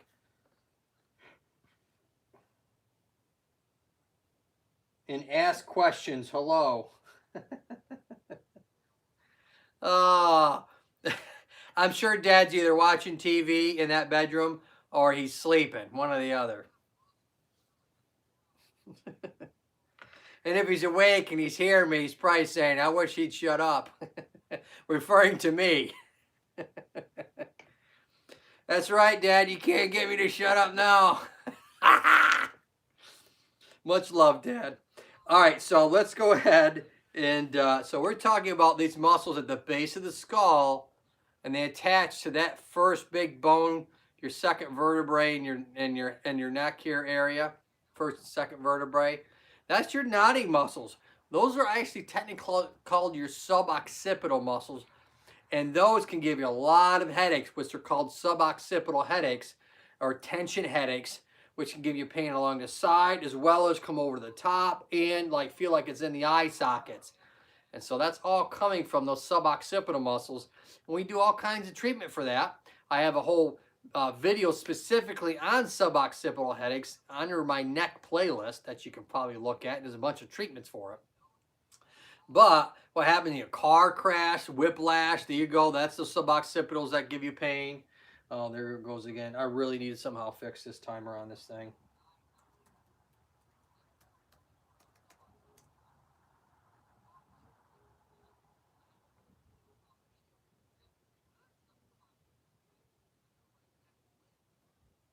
And so, and then you have all these muscles that run literally down the base of the neck here on either side. You have a muscle called the splenius capitis. All right, it's coming from the neck to the occipital area. You have the splenius cervicus that's running around this area. You also have your scalene muscles on the side, as well as you have some really deep muscles in that spine called your rotatories that's also way down lower in your back, and they're also up in this area too. So there's a lot of muscles in this neck area that need to work properly. And when one gets painful, it starts a chain reaction and they all get irritated. And, you know, you get lots of knots in that neck. Marvel Pack, I thought I might be talking a lot and thought I'd give others some space. I do have another question. I accidentally missed a step about 6 months ago. It gave me pain in one side of my back, but it went away. Yes, so when you miss a step, so we'll leave the neck for a second. So that's classically, it could be an SI joint pain. That's kind of like one of those, like, if you looked in a textbook, or nowadays if you ask Google and they show you how can you mess up your SI joint, which is that joint way down here that I talked about with Mini-Me, that's behind me with Scully. But that joint right there between the orange, the sacrum, and the ilium, which is the eye bone, that joint right there, when you miss a step, it can really jar and get shifted in there and cascade a lot of inflammation. There are a ton of ligaments that crisscross between the sacrum and these two bones on either side of them. Literally cross all over. That makes this a very fibrous area, thick tissue-wise, to kind of hold that joint in place. You could easily sprain any of those ligaments, as well as start causing a lot of inflammation of the muscles that attach to the top of the hip to the lumbar spine and the ribs. The main one that I'm thinking off the top of my head is the quadratus labor muscle, and that's our hip hiking muscle. And so that can easily get overstretched, because let's say this is the leg that dropped. You could easily have done that and overstretched that muscle that goes from the spine to the pelvis, as well as any of the muscles on the inside. Now we also have to talk, you know, if you have any type of neuropathic symptoms, we'd also have to think about also the nerves in this area. But and as also what I never really talk about much, because I don't want to go into too much detail, what we have the thing called the myofascia system of our body. And this is essentially, it's kind of the system that lines our entire muscles and soft tissue that's all connected, you know, and we talk about myofascial release and stuff like this. A guy named by the name of John Barnes, big guru in physical therapy, he talks about that a lot. See, this thing keeps doing that a lot. It's on some sort of like save mode, and I don't know how to get it off. It comes back when I stand for long hours. Yeah. I mean, you could have also irritated your facet joint like I did me. I mean, you might have, I mean, someone would have to check you out. This joint where my finger's at on either side, all right, they're called your facet joints. You know, they make up your spine. Each bone or each vertebrae all together, and how they're connected is through these facet joints that collide like this. So you'd have to see if it's coming from that. We would also have to rule out, hey, did you screw up your ball and socket, your hip somehow? All right, and it's referring pain along this area when you did that. So there's a couple things that the physical therapist or the medical doctor would have to try and figure out, rule out, I should say, to make sure, yes, is this a lumbar spine? Is it a facet joint problem? Is it the muscle? Do you have a muscle that's spasming or causing the issue? Do you have a muscle imbalance between the muscles behind your back and the front? Are you having some sort of nerve or neuropathic issue going on that we'd have to rule out? Which it sounds crazy, but it's not. You could have the SI joint, this joint right here, getting irritated, or the ball and socket. So when you do something like that, it sounds like when you stand for long periods, it comes back. So it sounds like you're having some sort of inflammatory thing going on top of this. So if you Now, it could be an inflammatory process, like my mind is trailing, but it also, if you have a lot of, you baby that side because it hurts when you do that, you could be having some muscle imbalance, and you might need some strengthening so that you improve the tolerance or the endurance to those muscles where you irritated it years ago or how long ever it was ago. And so you can do the activity longer. So this might be a weakness and endurance issue. When you do that activity standing or whatever too long, it starts an inflammatory process starting up. So you might have to look into that. I would recommend, since you haven't really got concrete of what's going on, but that's the thought process that the medical doctor or the physical therapist is going to have to do. Obviously, we're not dealing with a fracture or anything like that because this has been going on, comes and goes. It's not. It doesn't even sound like that. But it sounds like it could be one of those three things: your lumbar spine, a muscle imbalance issue, the SI joint, and I said three, but I should have said four, or the ball and socket of your hip. You could be dealing with some sort of femoral acetabular impingement. So you'd have to type that in, femoral acetabular impingement, or something along those lines. That's probably, I'm going in more and more detail. I try not to do that because it ends up confusing a lot of people. But you could type that in there and see. So you really actually need a thorough evaluation by someone like me or a medical doctor, or to try and really figure out, where's your symptoms coming from? Why are they coming back when you do activities for longer periods of time?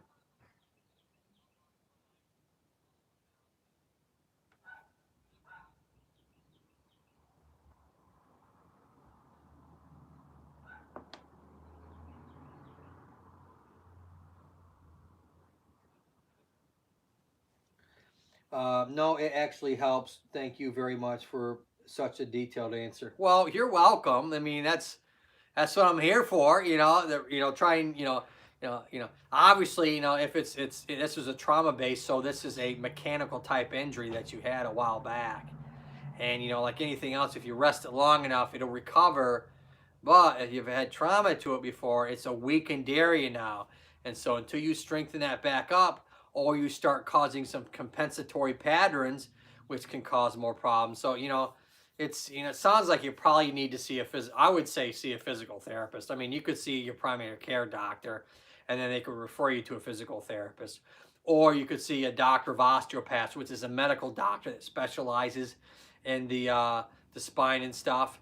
Kind of like you think a medical doctor, on steroids when it comes to physical therapist. So, basically a physical therapist on steroids that can prescribe medications and stuff is essentially kind of a quasi doctor of osteopath. I mean, they're a lot more educated than I am. I mean, they went to medical school on top of everything else. So I can't believe I got all this medical advice for free, and that too during lockdown when all physiotherapists and doctors are unappreciable. Oh, well, thank you so much. Yeah, well, most of that is just lawyers and politicians that don't have a freaking clue what they're talking about. And then you have the medical doctors that have to kind of like parlay, so to speak. Reality is yeah, this is a new virus, and if they stick their neck out too far and say, oh well, it's safe, the reality is they're going to get their head chopped off like you would a chicken or a turkey. So I see it just as a professional with the experience and years that I have in education, that I see what these medical doctors are doing, as they're playing liability and hedging their bets and making sure they are very specific in what they say and how they say it, so they're not being misconstrued at all and then end up getting slam basted. Maro, Pakistan, you're more than welcome. Hopefully you'll give me some more love. Hopefully you'll throw me out there, give me a shout out, maybe on one of your videos or something like that. And hopefully keep coming back. Like I have lives Wednesdays, Thursdays, and Fridays. Obviously today's Wednesday, and I drop my edited videos with, excuse me, Scully on Sundays. And I'm probably gonna do this time tomorrow, like 4 o'clock-ish or something like that, for my live, and then probably Friday, since I'm getting out of work early on Fridays, I'll probably do it like 1 o'clock, 1 or 2 o'clock or something around there. Hopefully I'll have my tablet working better by Friday. Whoops. There we go. Always, we have become two buddies from now on. Oh, thank you, Marvels of Pakistan. Thank you so much. I appreciate you. I got 5 in the house right now. If you guys have any questions, it's that easy. Just kind of shout them out. Hopefully I can help you, or at least veer you in the right direction. You know, this is more of, like, kind of like, a discussion, part of it. This isn't truly quote unquote medical advice. Since I don't know your history, I don't know really what's going on. The reality is liability-wise, you should always follow up with your physician.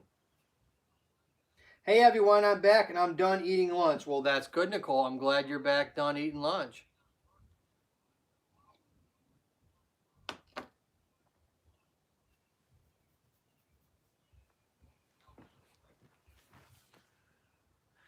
All right, I'm going to give me about another 10 to 15 minutes. We're going to see if we get some more people in here.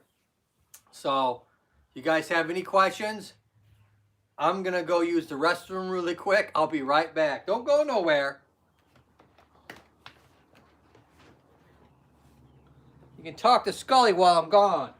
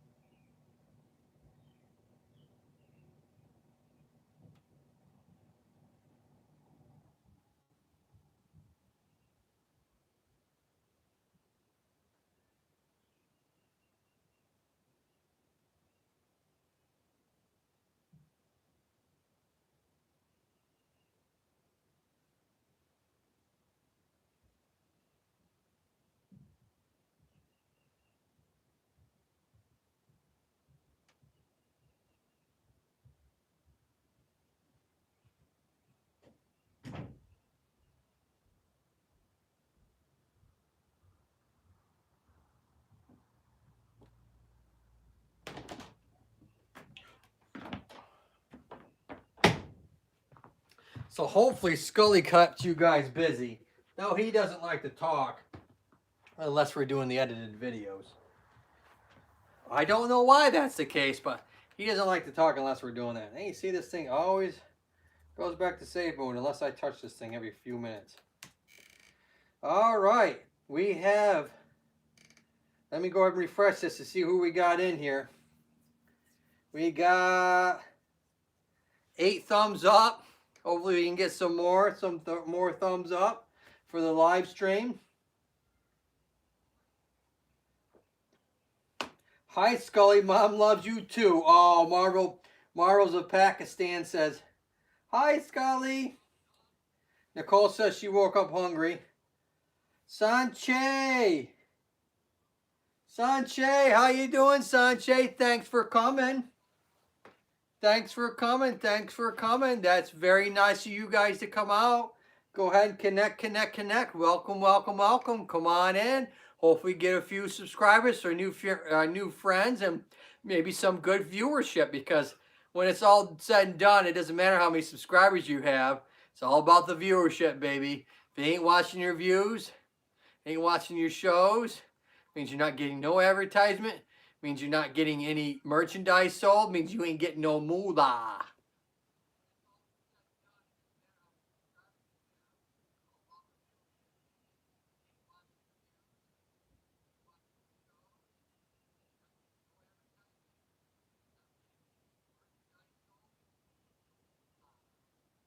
All right. Sanche says, Nicole. Shout out to Nicole from Sanche. Gotta get over there, Nicole. Gotta give a nice comment appropriate to the video. Make sure you're watching at least a couple minutes. Otherwise, it's gonna go into the YouTube spam box. That goes in the YouTube spam box. You know, unless you go back there and see what's going on, it's lost. And you're gonna think they never subscribed to your channel, and they actually did. Nicole says, shout out to everybody. I got a brand new laptop. Oh, aren't you fancy, Nicole? Nicole got a brand new laptop. Well, I think I need a tablet. This thing it works, but I don't know. Maybe I can get it to work better. I need to change the sensitivity settings on the screen, as well as I need to somehow change why this thing goes back into rest mode. This is old. This is probably 10 years old, this thing is. When I bought it used off of a guy when I first moved down here to North Carolina. But I love it, but it's just, you know, it's not working like it used to. It's like everything else when it comes to computers. After a while, they run slow no matter what you do to them. Alternative Tongues, Sanche, shout out to you. Tongues, come on out there. He says, Sanche, where are you, brother? Give a little love. Sanche says, at Nicole shout out. So you might have to wait a minute or two there, Alternative Tongues, because Sanche's hooking up with Nicole right now. I got 6 in the house right now. Hopefully give me a shout out. Hopefully get some more people in here. Connect. Get on in here, folks. What you waiting for? Come on in. Get a little learning, as well as get a new friend. Get some new viewerships all at the same time. How could you go wrong? Free knowledge as well as free viewership. There's so much free stuff going on here, my head is spinning. And he won't talk no more.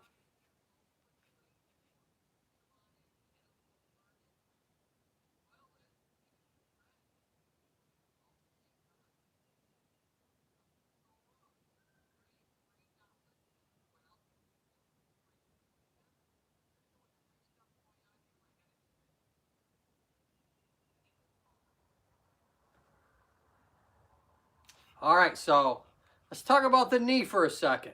It's about the last thing I got in here right now, unless you guys got something else you want to talk about. I didn't bring the ankle. I'll probably do the ankle and foot tomorrow with something else. So, or the shoulder. You know what? I'll probably do the ankle and shoulder, and if anybody has any questions, I'll obviously answer those at that time. But tomorrow's live stream, we'll do the ankle and shoulder.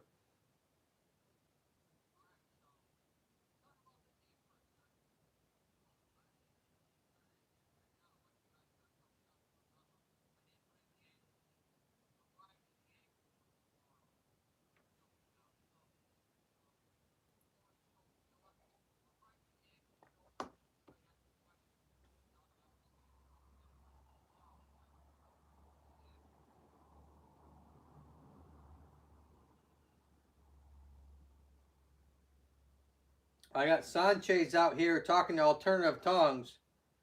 We got a good connection between Sanche and Alternative Tongues. Look at that. Another beautiful connection. Now look at this marvel of the knee. That's right. It's amazing this thing works like it's supposed to. So when people talk about having knee pain, it's like, I think about all the things that could possibly go wrong with the knee joint. You know, and as we age, it only increases the possibilities when you start adding arthritis, weakness within the muscles around the joint, uh, tendonitis, bursitis, um, any type of tearing of any of the cartilage in there. The meniscus can get torn of a ligament, either ligaments on the outside of the joint or within the joint space itself. I'll turn to, hey Joe, I would love to have you talk about the ankle because I twist both mine playing basketball back in the days, younger days. Well, Alternative Tongues, if you're here tomorrow, you're going to go ahead and see that. I'll be able to answer those questions because I'll be bringing my ankle and foot tomorrow as well as the shoulder. And I'll be going over those two joints as well as any kind of questions that you might have. We might dive into tarsal tunnel, plantar fasciitis, heel spurs, lateral ankle sprains, peroneal tendonitis, Achilles rupture. I mean, there's, ankle fusion, ankle replacement, bunions, all types of stuff that, that happens in the ankle and the foot. Club foot, Charcot foot. I mean, there's, I could go on and on.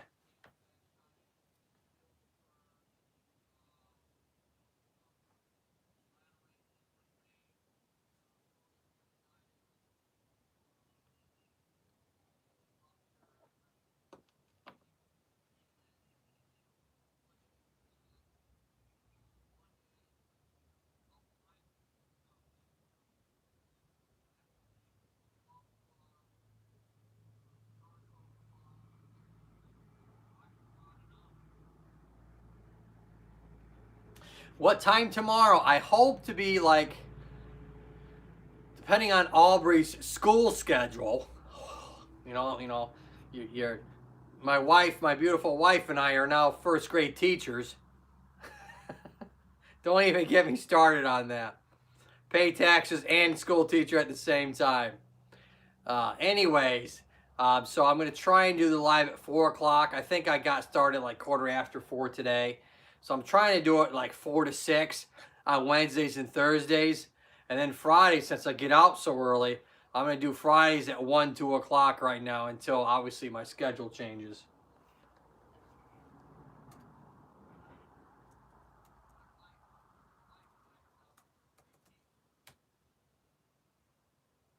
Susanna Perez. Susanna Perez. Hola. How are you doing? I got 8 watching. I got 8. It's 8 in the house. So tomorrow when I'm on live, 4 to 5, a little bit after 4 Eastern Standard Time, and then my Friday is going to be between 1 and 2 o'clock Eastern Standard Time. So I want you to stay tuned for those. Tomorrow we're going to talk about the ankle and foot because Mr.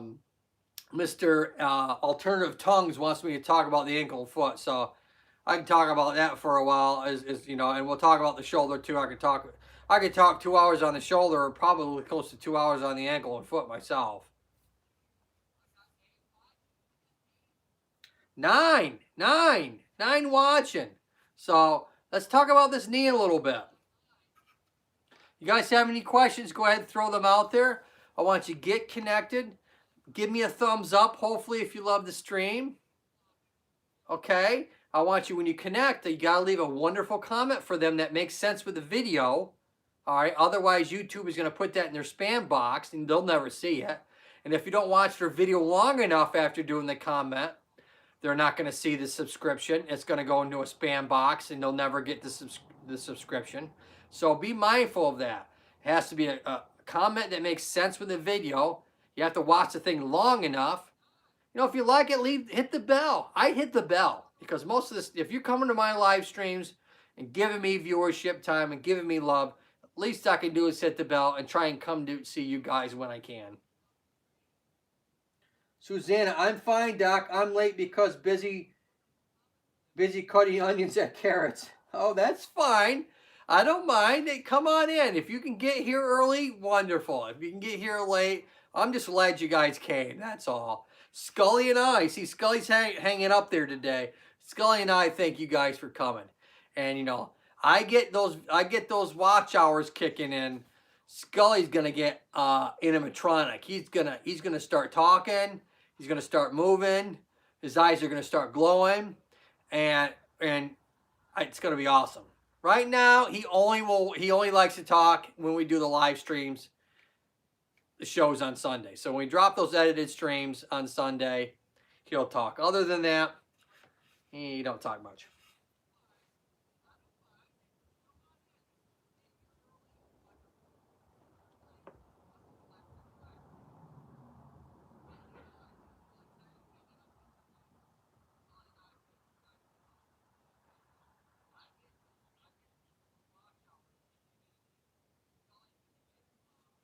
How do you ring the bell?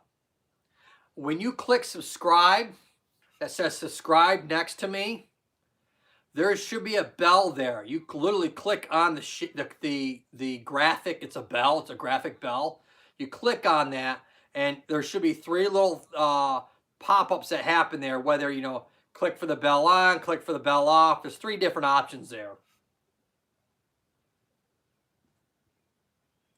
I can't come out of my live stream. If I come out of my live stream, it messes up the entire algorithm for my watch time, as well as everything else. So I can't show you live, but I think Friday, I know Kim, what's Tennessee Kim, as well as a few other ones, want me to show you guys, like, how do I get back in the analytics? How do I hit, all these little things that, isn't part of my channel. I don't do. I mean, I'm the physical therapy, anatomy, injury, mechanical injury kind of guy. But I can go ahead and kind of get that as a little, maybe I'll do that on Friday. Hard telling because I got to be in the dead zone because the missus is over working on the other side. And so I got to stay in the dead zone. And I can't bring my computer over here. I could do it, but it'd be an absolute nightmare and a lot of work.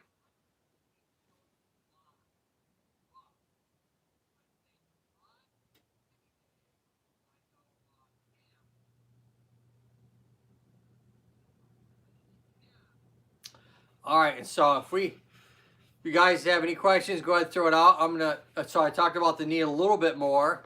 We've been here, 2 hours. 2 hours, 2 minutes, and 20-some seconds. Not bad. Not bad. 2-hour live stream, brothers and sisters. That's awesome. But I missed my favorite number 2, though. And my favorite sports is baseball. That's all right, Nicole. Baseball will come back like everything else. It makes way too much money not to come back. Simply a challenge. Hello, doctor. It's so nice to be with you. This show is very informative. Well, thank you, Simply a Challenge. Excuse me, that's the soda.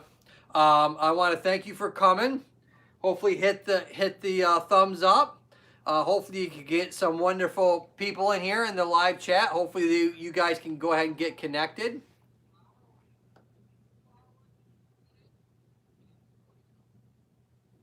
Sorry about that.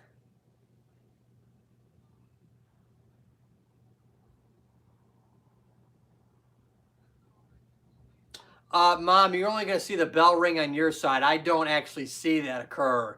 But anytime I have a live stream or anytime I upload something, you'll be prompt. That'll push a notice over onto you on your phone, as well as probably the desktop if you have that connected as one particular sign-on. Simply a Challenge, thumbs up is done. Thank you so much, Simply Challenge. Hopefully you can get connected in a few people here. Nicole's in here still. I think Susanna's in here, Perez. I know Nicole's here, like I said. Alternative Tongues is in here.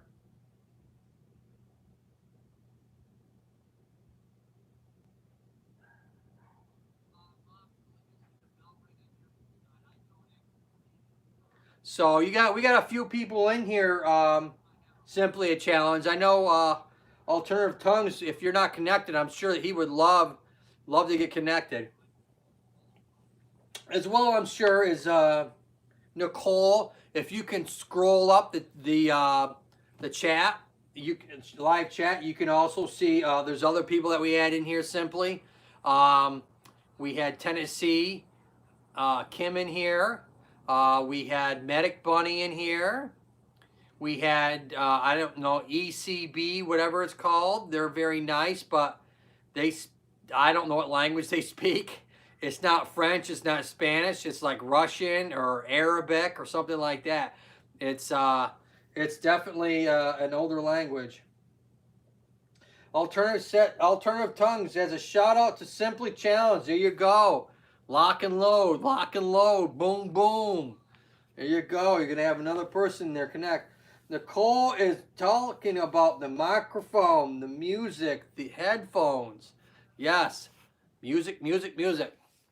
I have 11 thumbs up today, and I think I have 6 in the stream, 6 in the live stream. So I've talked about the meniscus before, so I'm going to leave that one out today. Let's talk about this thing in the front. Now we have 4 muscles that make up your thigh, okay? That's why it's called your quadriceps, all right? The quadriceps are your thighs, since quad means 4 in Latin. It's 4 specific muscles that make up your thigh, and they all go into and attach along either the outside or the inside or part of this nice quadriceps comes in and makes the patellar tendon and that attaches to that kneecap, and then you have this ligament. Now people will call this the tendon, but in actuality when you're attaching a bone to a bone, that's actually a ligament. It's kind of interchangeable, but cellular tissue wise, there's a big difference between a tendon, cellular tissue wise, and a ligament. All right. A tendon has a lot more contractile elements to it. A ligament does not. A ligament is not designed to be a contractile tissue. It's designed to hold the joint together. Sometimes they'll use part of this is actually the AC. If you rupture your AC ligament, your ACL ligament, excuse me, your anterior cruciate ligament, which is one of the ligaments in the knee joint, they'll actually cut a piece or one third of the, in this case, we'll call it the patellar ligament, and make a new ligament for your ACL. They used to use the hamstring as a graft. It didn't do as well as far as I could see. I think when you're dealing more with the ligament here, this patellar ligament, the graft holds a lot firmer, at least from what I've seen and research-wise. Hi, host creative. Nikki. Nikki's in the house. Nikki came to the live stream. Look at that. Yes. If you want to know anything about hair, I'm telling you, and you want to be outdoors while you're doing hair, you go see Nikki. All right. If you want to see someone, if you want to see someone doing some good stuff, all right, go see Nikki. She's awesome. I should say we both been subscribers to one another for quite a while. I'd say at least 2 months, probably 3 months. And so she uploads stuff all the time. I think she does at least a couple times a week. I at least try and see one video a week. I think she did another one today. I just didn't get to it. So she's always uploading new videos. She's not stagnant at all. So Nikki, there's a bunch of people in here. There's Alternative Tongues, I should say, in here. There's Nicole. There's Simply a Challenge in here. Susanna Perez is in here. A bunch of really nice people that you could connect to.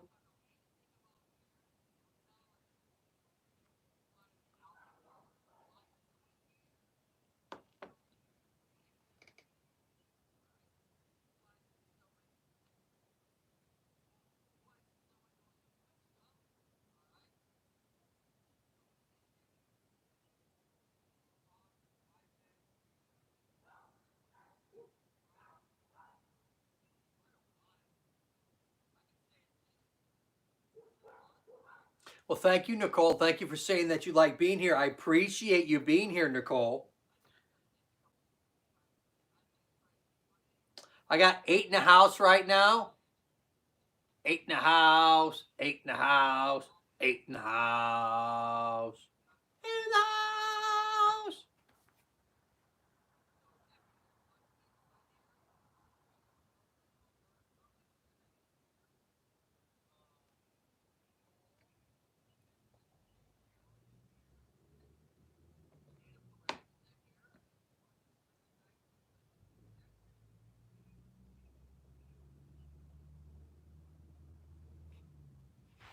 So I was talking about the knee a little bit. So with that ligament, so they'll go ahead and take that piece out. Now you can get this thing really inflamed. There's a huge bursa underneath this stuff too. And this bursa, what the heck is bursa? Essentially, it's this thin sheet of tissue, or it's kind of tissue kind of style, thin like tissue anyway, supposed to be, until it gets inflamed and turns into a bursa sac. And so it allows the tendons and stuff to glide over the bones without them getting irritated. Since everything's really bony in your knee, and you have lots of muscles crossing all over the place in the front and the sides and in the back, there's a lot of bursa around this area. It's very easy for the bursa to get inflamed. If you twist your knee, will it affect your ankle? Yeah, it can, because you're not putting your weight correctly through the knee joint. Usually when you twist your knee, you end up messing your ankle up at the same time, but not always. You tend to, when you twist your knee, you tend to what we call internally rotate or rotate in. And so it's almost a rotation inwards. You normally don't get rotated out because something's hitting you from the outside going in, or you lose your balance, or you lose your footing and you twist your knee inwards with a rotational component to it, or a what we call a valgum, or a internal force going to that knee. And so a lot of times you end up messing the ankle up. But if you don't, yeah, when you try walking, you can definitely, because you're substituting, or you're not putting as much weight through that knee. And so you end up also causing what we call compensatory or separate problems at the ankle and foot. So it's very easy to get a tendon or the fascia or anything in your ankle and the foot to get inflamed if you're not walking correctly.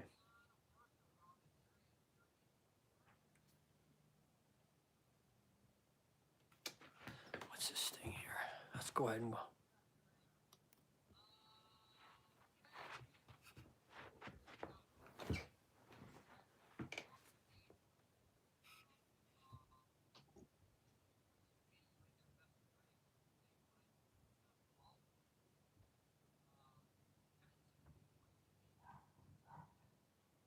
That's fine, Nicole. Go ahead. You can go ahead and eat dinner. I'm going to go ahead and finish up anyways. All right. So I did about 2 hours or so here. And so tomorrow we're going to be doing the ankle and foot, as well as some of the shoulder, as well as hopefully getting connected with some more people. I'm going to try and do the live stream starting a little bit after 4. We'll see what happens. But I want to start a little bit, no later than a little bit after 4, 4:10, 4:15. If you ring the bell, if you got me subscribed and you ring the bell, you'll see when I come live, because it'll go ahead and prompt you. All right, so I want to thank you all for coming. I had 7 that finished up here tonight. Much love to you all. And like Scully and I always say, you better look up and keep smiling. All right, folks, I'll see you next time. See you tomorrow if you're here.